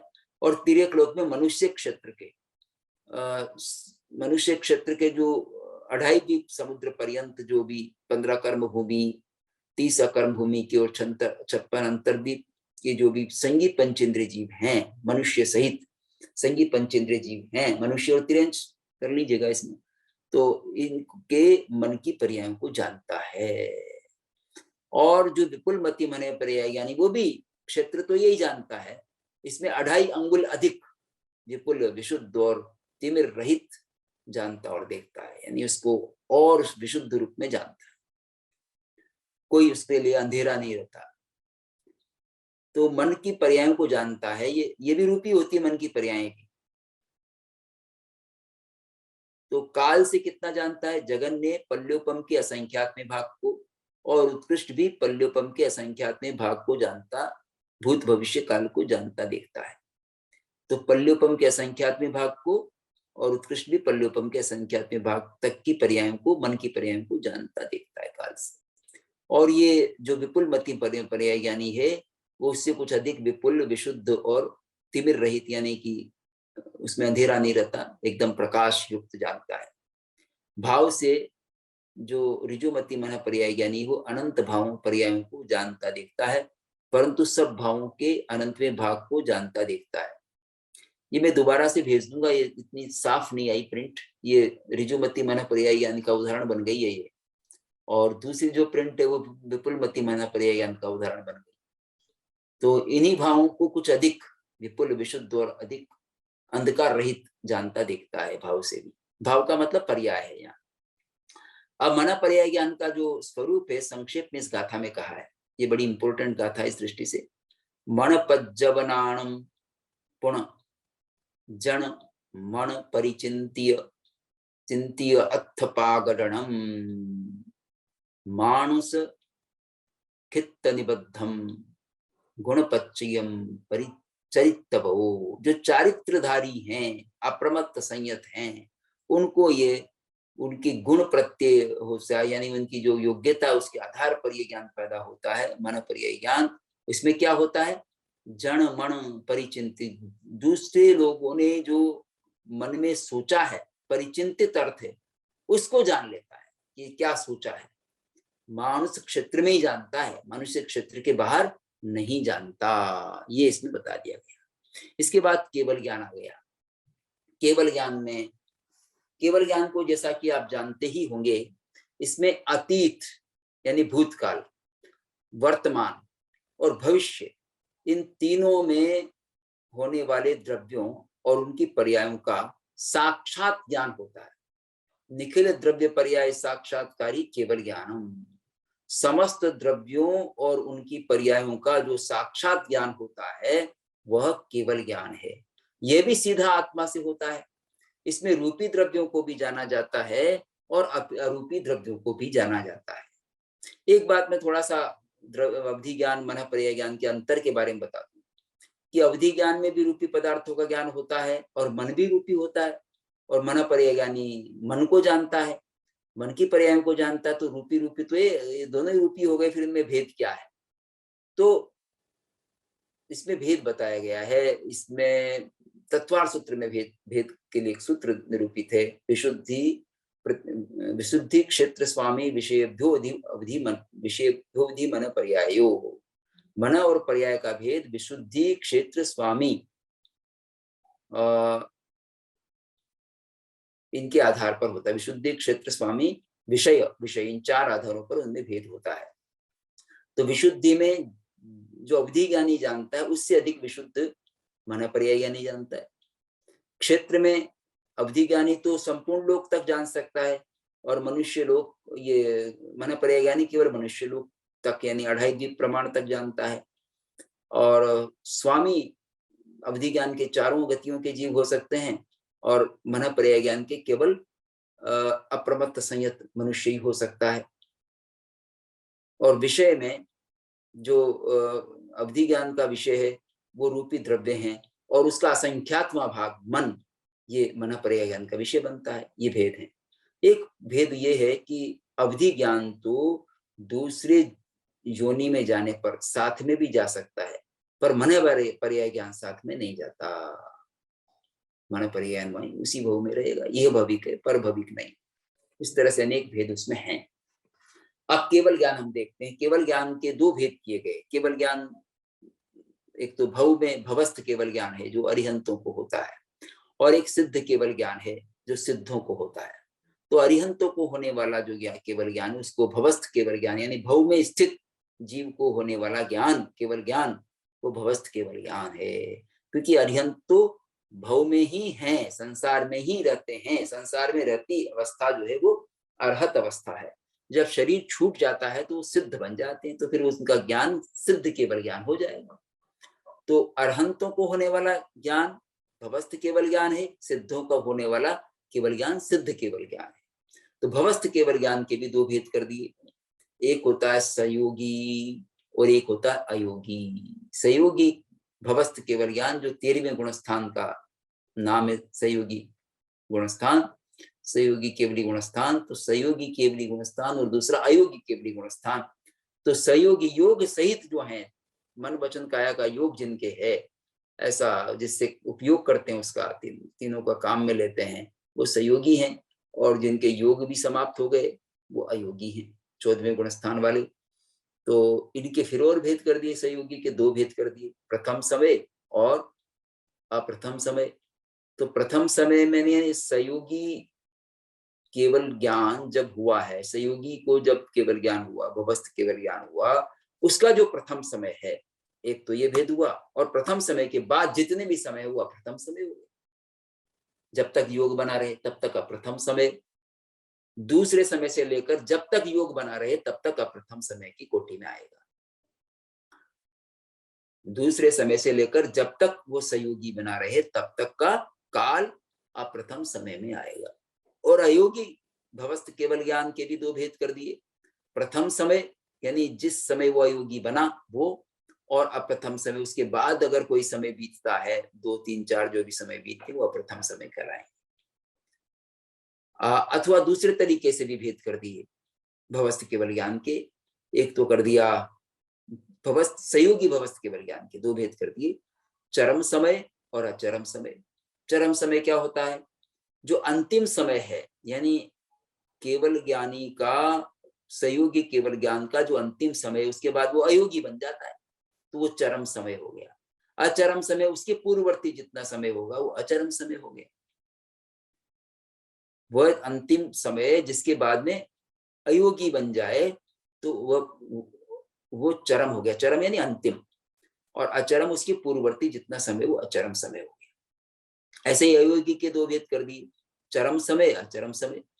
अयोगी जब तक बना रहे अंतिम समय, फिर उसके बाद तो सिद्ध हो जाता है तो वो चरम समय हो गया, और उसके पूर्ववर्ती अचरम समय हो गया। तो दोनों तरह से भेद किए जा सकते हैं। अब जो सिद्ध केवल ज्ञान है, सिद्ध केवल ज्ञान के दो भेद कर दिए, अनंतर सिद्ध और परंपर सिद्ध। अनंतर सिद्ध क्या होता है कि जो अभी सिद्ध हुआ ही है, जिसमें कोई गैप नहीं हुआ, अंतर नहीं आया, जिसमें अंतर नहीं हो उसको अनंतर कहते हैं। अनंतर का मतलब यह पश्चात नहीं है, आफ्टर नहीं है, बल्कि प्रथम क्षण ही अनंतर है। उसके बाद परंपर सिद्ध हो जाता है, उसके बाद दूसरा तीसरा समय सब परंपर सिद्ध में आ जाएगा। तो प्रथम जो समय है सिद्ध का उसको अनंतर सिद्ध का, उसके 15 प्रकार बताएं जो कईयों को मालूम भी होंगे। मैं इन भेदों की चर्चा यहाँ नहीं करूंगा ज्यादा, लेकिन नाम गिना देता हूँ। तीर्थ सिद्ध, जो तीर्थ में रह करके, जो चतुर्विध तीर्थ है उसमें रह करके जो सिद्ध होता है वो तीर्थ सिद्ध है।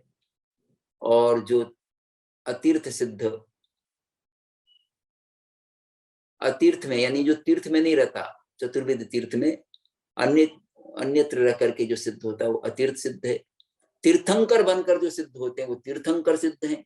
जो तीर्थंकर नहीं बनते, सामान्य केवली होते हैं, वो तीर्थंकर सिद्ध हैं।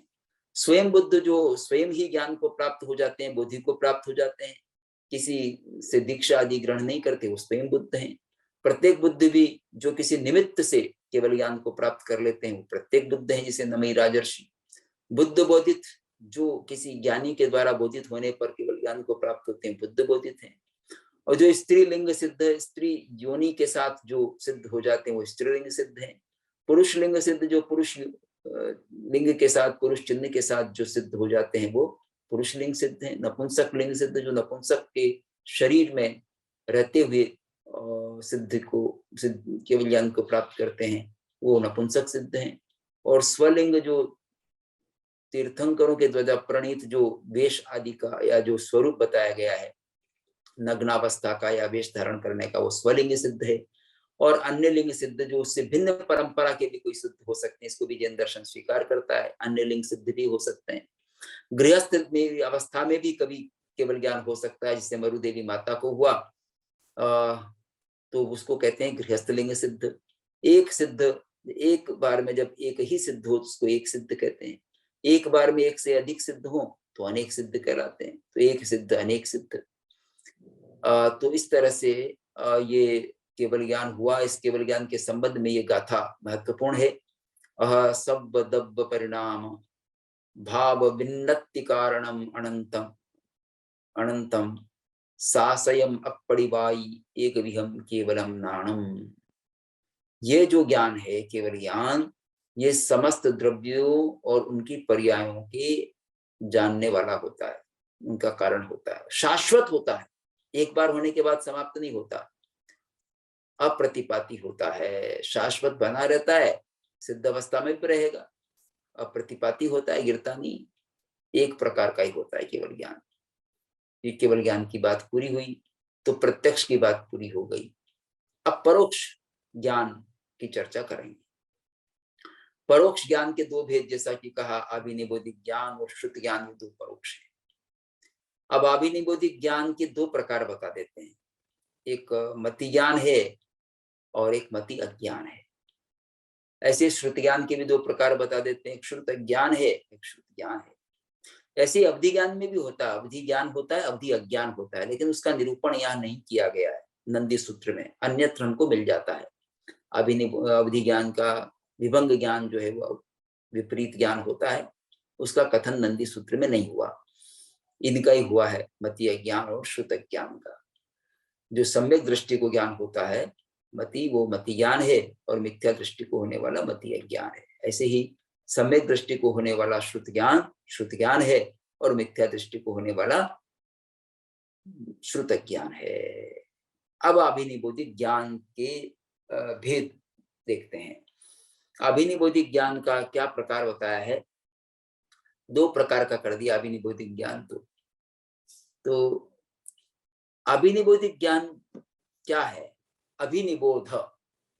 सम्मुख जो वस्तुएं आई हैं, इंद्रियों के सम्मुख जो वस्तुएं आई हैं, उन वस्तुओं का होने वाला ज्ञान, इंद्रियादि से होने वाला ज्ञान अभिनिबोधिक ज्ञान है।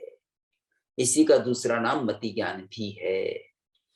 तो इंद्रियों के सामने जैसे शब्द आया श्रोत्रेंद्रिय के पास, जैसे रूप आया चक्षुरेंद्रिय के सामने, जैसे गंध आई घ्राणेंद्रिय के सामने, तो उसका जो ज्ञान होता है, ऐसे ही रस आया जिह्वा पर तो उसका ज्ञान हुआ, स्पर्श हुआ किसी वस्तु से तो उसका ज्ञान हुआ।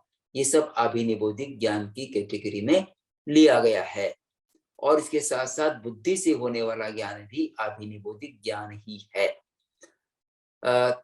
तत्वार्थ सूत्र में जो मति ज्ञान कहा, जिसका यही नाम अभी अभिनिबोधिक है, उसमें हमको बोध होता है कि स्मृति ज्ञान भी, जो मेमोरी है, वो भी मति ज्ञान ही है, अभिनिबोधिक ज्ञान है स्मृति भी। और जो हम चिंतन करते हैं वो भी अभिनिबोधिक ज्ञान ही है, अनुमान करते हैं वो भी अभिनिबोधिक ज्ञान ही है। इस तरह से अभिनिबोधिक ज्ञान का एक व्यापक दायरा है। यहाँ दो भेद किए गए हैं, श्रुत निश्रित और अश्रुत निश्रित। श्रुत निश्रित और अश्रुत निश्रित, ये दो भेद कर दिए गए। अब श्रुत शब्द यहाँ और आ गया है। सामान्य ये मान्यता है कि मति ज्ञान पूर्वक श्रुत ज्ञान होता है, और लेकिन कहीं कहीं श्रुत ज्ञान होने के पश्चात भी फिर मति ज्ञान होता है। श्रुत का संस्कार बना रहता है, जो हमको पहले श्रुत ज्ञान हुआ उसका संस्कार रहता है, जो ज्ञान हुआ उसका संस्कार रहता है, उसके बाद में मति ज्ञान होता है। वो श्रुत निश्रित मति ज्ञान है। तो श्रुत निश्रित मति ज्ञान है, एक अश्रुत निश्रित मति ज्ञान है। अश्रुत निश्रित मति ज्ञान तो 4 प्रकार का बताया गया है। पहले अश्रुत निश्रित को समझ लेते हैं। अश्रुत निश्रित मति ज्ञान के 4 प्रकार कहे गए। 4 प्रकार की बुद्धियां ही अश्रुत निश्रित मति ज्ञान है। ये किसी श्रुत से निष्पन्न नहीं है, अपितु स्वभावतः हमको बुद्धि से होने वाला ज्ञान अश्रुत निश्रित है। इसके 4 प्रकार कौन से हैं? औत्पत्ति की, वैनयिकी, कार्मिकी और परिणामिकी, 4 प्रकार हैं। औत्पत्ति की बुद्धि क्या है? जो हमको हाजिर जवाबी, जिसको अत्यंत प्रतिभा संपन्न कहते हैं, एक्सेलेंट, वो ब्रिलियंट जो होता है, ब्रिलियंट माइंड है। कोई भी समस्या है तुरंत उसका उत्तर सूझता है, तुरंत हल सूझता है कि समस्या का क्या हल होगा, वो हल निकाल लेता है, वो उत्पत्ति की बुद्धि वाला होता है। उत्पत्ति की बुद्धि का बड़ा विवेचन नंदी सूत्र में हुआ है। उदाहरण भी दिए हैं, बहुत सारे उदाहरण वहां पर दिए गए उत्पत्ति की बुद्धि के। जैसे एक प्रश्न, एक जो है, मैं जो प्रसंग दिए हैं, बहुत सारे उदाहरण दिए हैं, उनमें से एक की चर्चा करना चाहूंगा। जैसे एक बौद्ध साधु के पास बौद्ध साधु और जैन साधु का मिलन हुआ। तो बौद्ध साधु ने जैन साधु से पूछा कि भाई तुम सर्वज्ञ को मानते हो, तो ये बताओ इस नगर में कितने कोए हैं, कोए कितने, क्रोज कितने हैं? तो जैन साधु ने जवाब दिया उत्पत्ति की बुद्धि से कि इस गांव में तो 60,000 कोए हैं। तो ये कैसे कि भाई इसमें 60,000 हैं, और अगर इससे कम हुए तो इस गांव से चले गए हैं, और अगर इससे ज्यादा हुए तो अन्य गांव से आ गए हैं, आप गिन करके देख लो। अब कोई बौद्ध साधु गिन कर तो देखने वाला है नहीं, पर उत्पत्ति की बुद्धि से ऐसा उत्तर दे दिया कि वो निरुत्तर हो गया। तो ऐसे उत्पत्ति की बुद्धि के उसमें बहुत सारे उदाहरण दिए हैं, जो बच्चों के लिए बड़े ही और बड़ों के लिए भी बड़े आकर्षक हैं। वो उत्तर सारे महत्वपूर्ण प्रसंग उसमें दिए गए हैं। मैं यहाँ, वो तो एक अलग से चर्चा के विषय बन जाएंगी, मैं उसकी चर्चा विशेष नहीं करना चाह रहा। वैनय की बुद्धि क्या है? जो विनय के कारण से जो बुद्धि पैदा होती है वो वैनय की बुद्धि है। विनय भाव का को अपनाते अपनाते जो बुद्धि काम करने लगती है, वैनय की बुद्धि है। जैसे गुरु के पास शिष्य बैठता है तो शिष्य में जो बुद्धि का विकास होता है वैनय की बुद्धि है। कार्मी की बुद्धि, काम करते करते जो बुद्धि का विकास होता है वो कार्मी की बुद्धि है। जैसे लुहार है, सुनार है, या कोई भी किसी भी कला को सीखता है तो वो काम करते करते उसमें एक्सपर्ट बन जाता है। मैकेनिक है, काम करते करते वो बड़ी बड़ी मशीनों को ठीक करने लग जाता है, तो कार्मी की बुद्धि काम कर रही है। ऐसी परिणामी की बुद्धि है, जो परिणाम से, यानी परिणाम के 2 अर्थ हैं, एक तो काम करने का परिणाम और दूसरा है एज के फैक्टर से। आयु के परिणमन से, आयु जो जो बीतती है त्यों त्यों बुद्धि काम करने लगती है, वो परिणामी की बुद्धि है। 4 प्रकार बता दिए। श्रुत निश्रुत मति ज्ञान के 4 प्रकार हैं, अवग्रह, ईहा, अवाय और धारणा। अवग्रह होता है बिल्कुल सामान्य ग्रहणम अवग्रह, सामान्य का ग्रहण अवग्रह कहलाता है। जब हम किसी वस्तु को इंद्रिय आदि से जानते हैं, तो जानते समय जो प्रथम क्षण में ज्ञान होता है वो तो दर्शन होता है, ज्ञान नहीं होता। पहले दर्शन होता है, फिर अवग्रह होता है। अवग्रह जो प्रथम क्षण में हमको ज्ञान होता है, ये कुछ है, सामान्य रूप में जो ये कुछ है ऐसा ज्ञान होता है, वो अवग्रह है। उसके बाद उसमें प्रश्न उठता है कि ये क्या है, किस प्रकार का है, उसमें जो प्रश्न उठते हैं, तो ऐसा होना चाहिए, ये इहा ज्ञान है। और ये निर्णय हो जाए कि ये अमुक प्रकार की वस्तु है, अमुक प्रकार का शब्द है, अमुक प्रकार का रस है, तो अवाय ज्ञान है। और जब वह संख्यात या असंख्यात काल के लिए हमारे संस्कारों में स्थापित हो जाता है, दृढ़ अवस्था को प्राप्त कर लेता है, तो धारणा ज्ञान बन जाता है। और धारणा ज्ञान ही फिर स्मृति में प्रकट होता है, स्मरण उसी को कर पाते हैं। तो ये अवग्रह, इहा, अवाय, धारणा का जो भेद है श्रुत निश्रुत मति ज्ञान का, ये बहुत ही महत्वपूर्ण है नंदी सूत्र का, और इसको दृष्टांतों से समझाया गया है। जैसे एक व्यक्ति कोई सोया हुआ है, और सोए व्यक्ति को माता जैसे आवाज देती है कि बेटा उठो उठो, 3-4 बार, 5 बार, 7 बार, 8 बार आवाज दे दी, तो धीरे धीरे वो आवाज कानों में पहुंचती है। तो पहली आवाज भी कुछ काम करती है, दूसरी करती है, तीसरी करती है, चौथी, 5वीं आवाज में वो कुछ जागरण, कोई शब्द, कोई आवाज लगा रहा है, तो वो अवग्रह हो गया। और उसके बाद फिर ये माता के शब्द होने चाहिए, तो ऐसी आवाज तो माता की होती, ईहा ज्ञान हो गया। ईहा में वो निर्णयात्मक ज्ञान नहीं हुआ, पर निर्णय की ओर झुका हुआ रहता है। यह ज्ञान निर्णय की ओर झुका रहता है, लेकिन निर्णय नहीं होता। अवग्रहित विशेष आकांक्षणम ईहा, सामान्य ग्रहणम अवग्रह, अवग्रहित विशेष आकांक्षणम ईहा। अवग्रह से जाने हुए ज्ञान में और विशेष जानने की जो आकांक्षा होती है, उसको ईहा ज्ञान कहते हैं। ईहा के बाद ईहित निर्णय विशेषो अवाय, जो ईहा से जाना गया उसमें निर्णय हो जाए तो अवाय ज्ञान है। हाँ, ये तो माता का ही शब्द है, क्योंकि ये सुपरिचित शब्द है और इस प्रकार तो माता ही बोलती है, माँ ने आवाज लगाई है, ऐसा जो ज्ञान हो गया तो अवाय ज्ञान है। ये उन्होंने प्रतिबोधक दृष्टांत, 2 दृष्टांत दिए। एक तो प्रतिबोधक का, एक मल्लक का दृष्टांत दिया है, सकोरे का दृष्टांत दिया है, जिसमें पानी की बूंदें डाली जाती है और धीरे धीरे उसमें पानी इकट्ठा होने लगता है, ऐसा उदाहरण दिया है, तो अवाय। उसके बाद धारणा, हाँ, ये इस प्रकार का शब्द जो है वो माता के द्वारा ही बोला जाता है, और पक्की धारणा हो गई जो हमें को और आगे तक के लिए याद रहने वाली है। अवग्रह भी 2 प्रकार का होता है, अर्थावग्रह और व्यंजनावग्रह। अर्थावग्रह 5 इंद्रियों से होता है और मन से होता है, और व्यंजनावग्रह 4 इंद्रियों से ही होता है।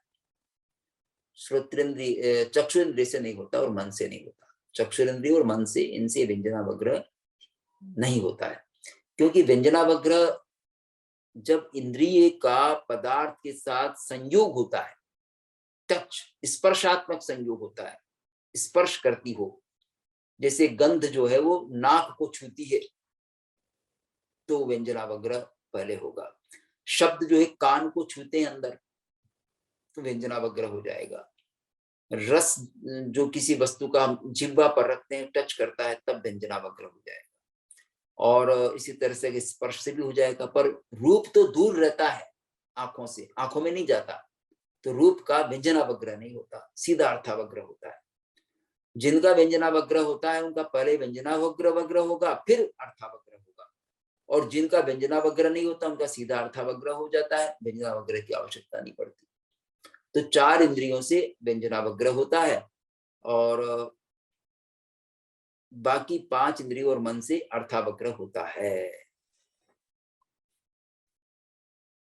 ये हम संक्षेप में ही समझ पाए, ये बहुत ही विस्तार का विषय है, लेकिन एक लेक्चर में इतना बड़ा विषय शामिल करने में हम संकोच कर पा रहे हैं। द्रव्य से अभिनिबोधिक ज्ञानी सामान्यतः सब द्रव्यों को जानता है, देखता नहीं। द्रव्य से अभिनिबोधिक ज्ञानी सामान्यतः सब द्रव्यों को जानता है, लेकिन देखता नहीं है।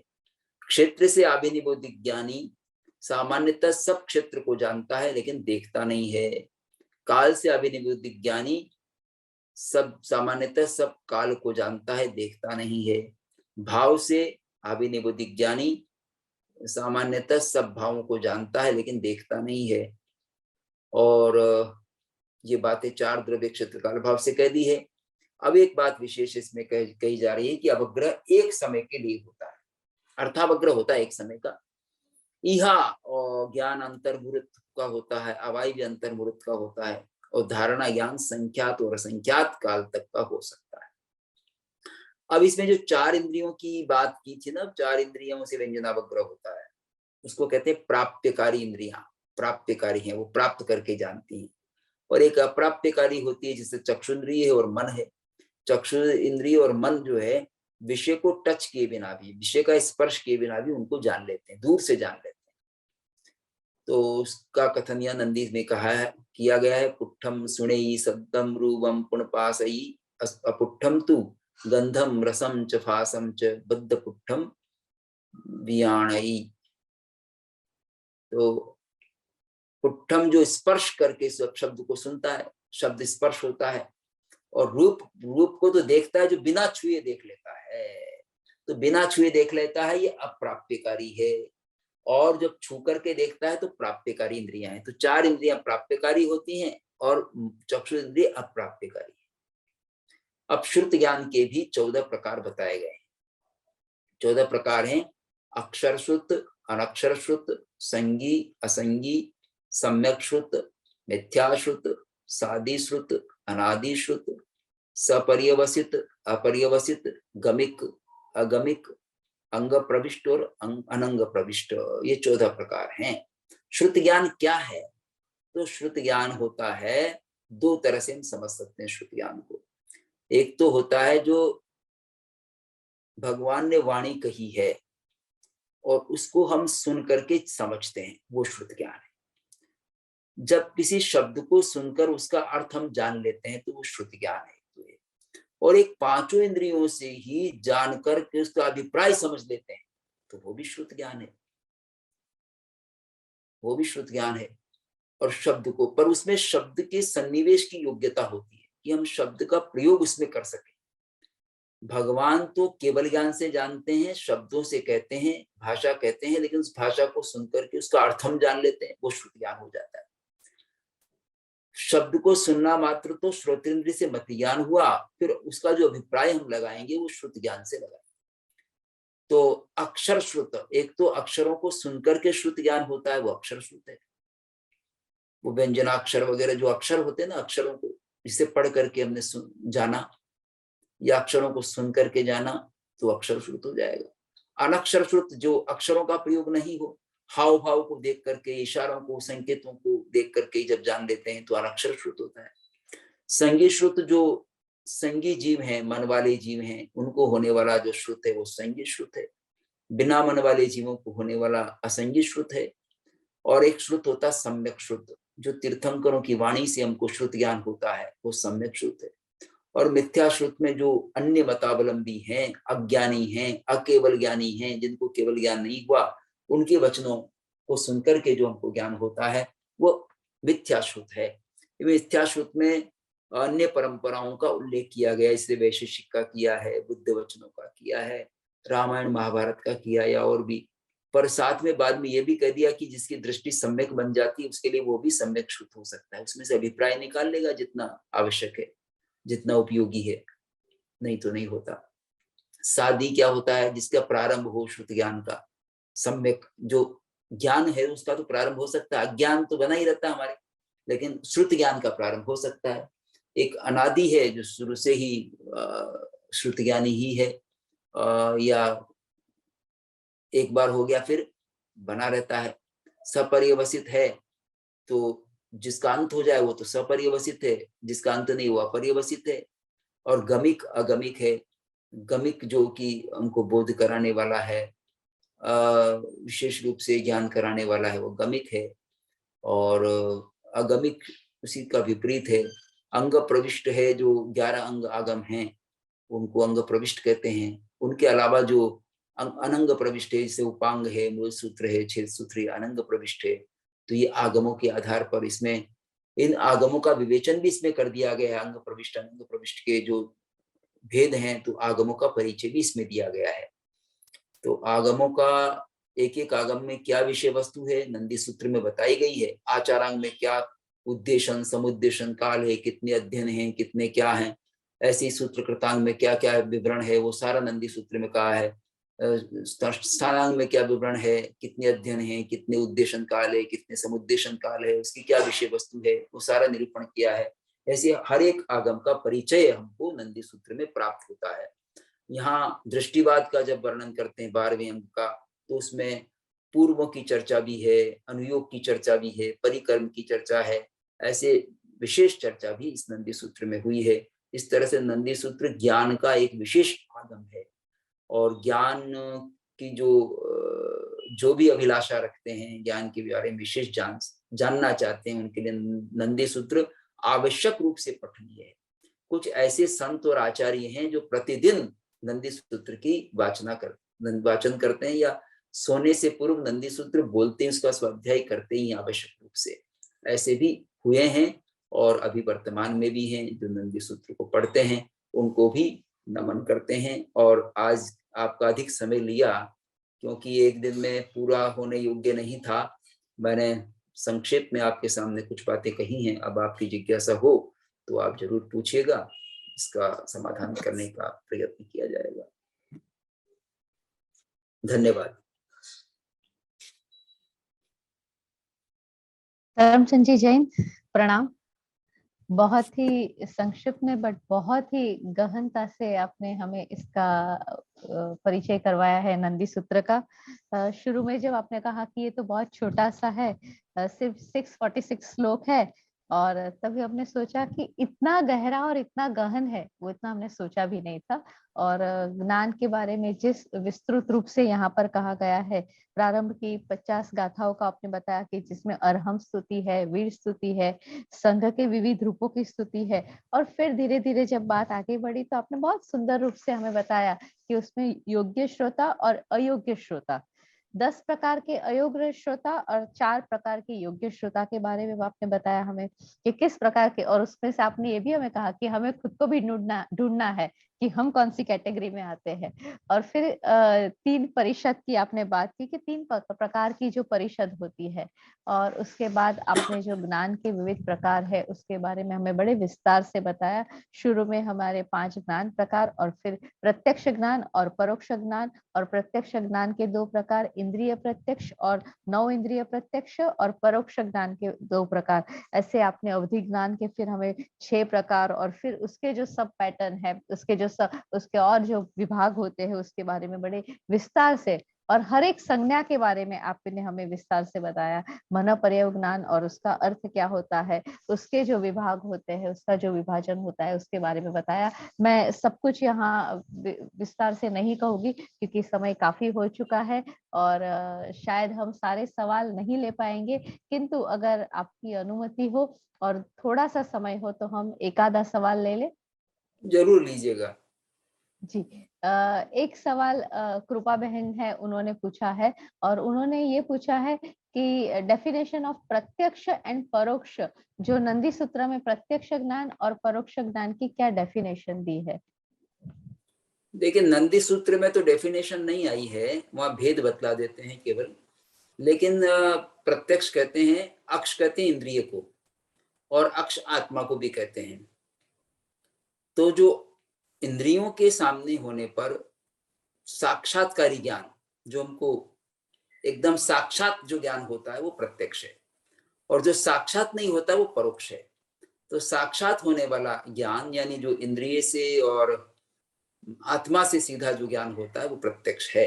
यहाँ इंद्रिय से मैं इसलिए शामिल कर रहा हूं कि इंद्रिय प्रत्यक्ष भी कहा गया है, अन्यथा तत्वार सूत्र में तो सीधा आत्मा से होने वाला ज्ञान ही प्रत्यक्ष का है, वहां अक्ष का मतलब हम आत्मा ही ग्रहण करेंगे। पर नंदी सूत्र में इंद्रिय से होने वाला जो एकदम स्पष्ट ज्ञान है, स्पष्टम प्रत्यक्षम, बाद के आचार्यों ने लक्षण दिया है, जो स्पष्ट इंद्रिय से या आत्मा से होने वाला जो स्पष्ट ज्ञान है वो प्रत्यक्ष है।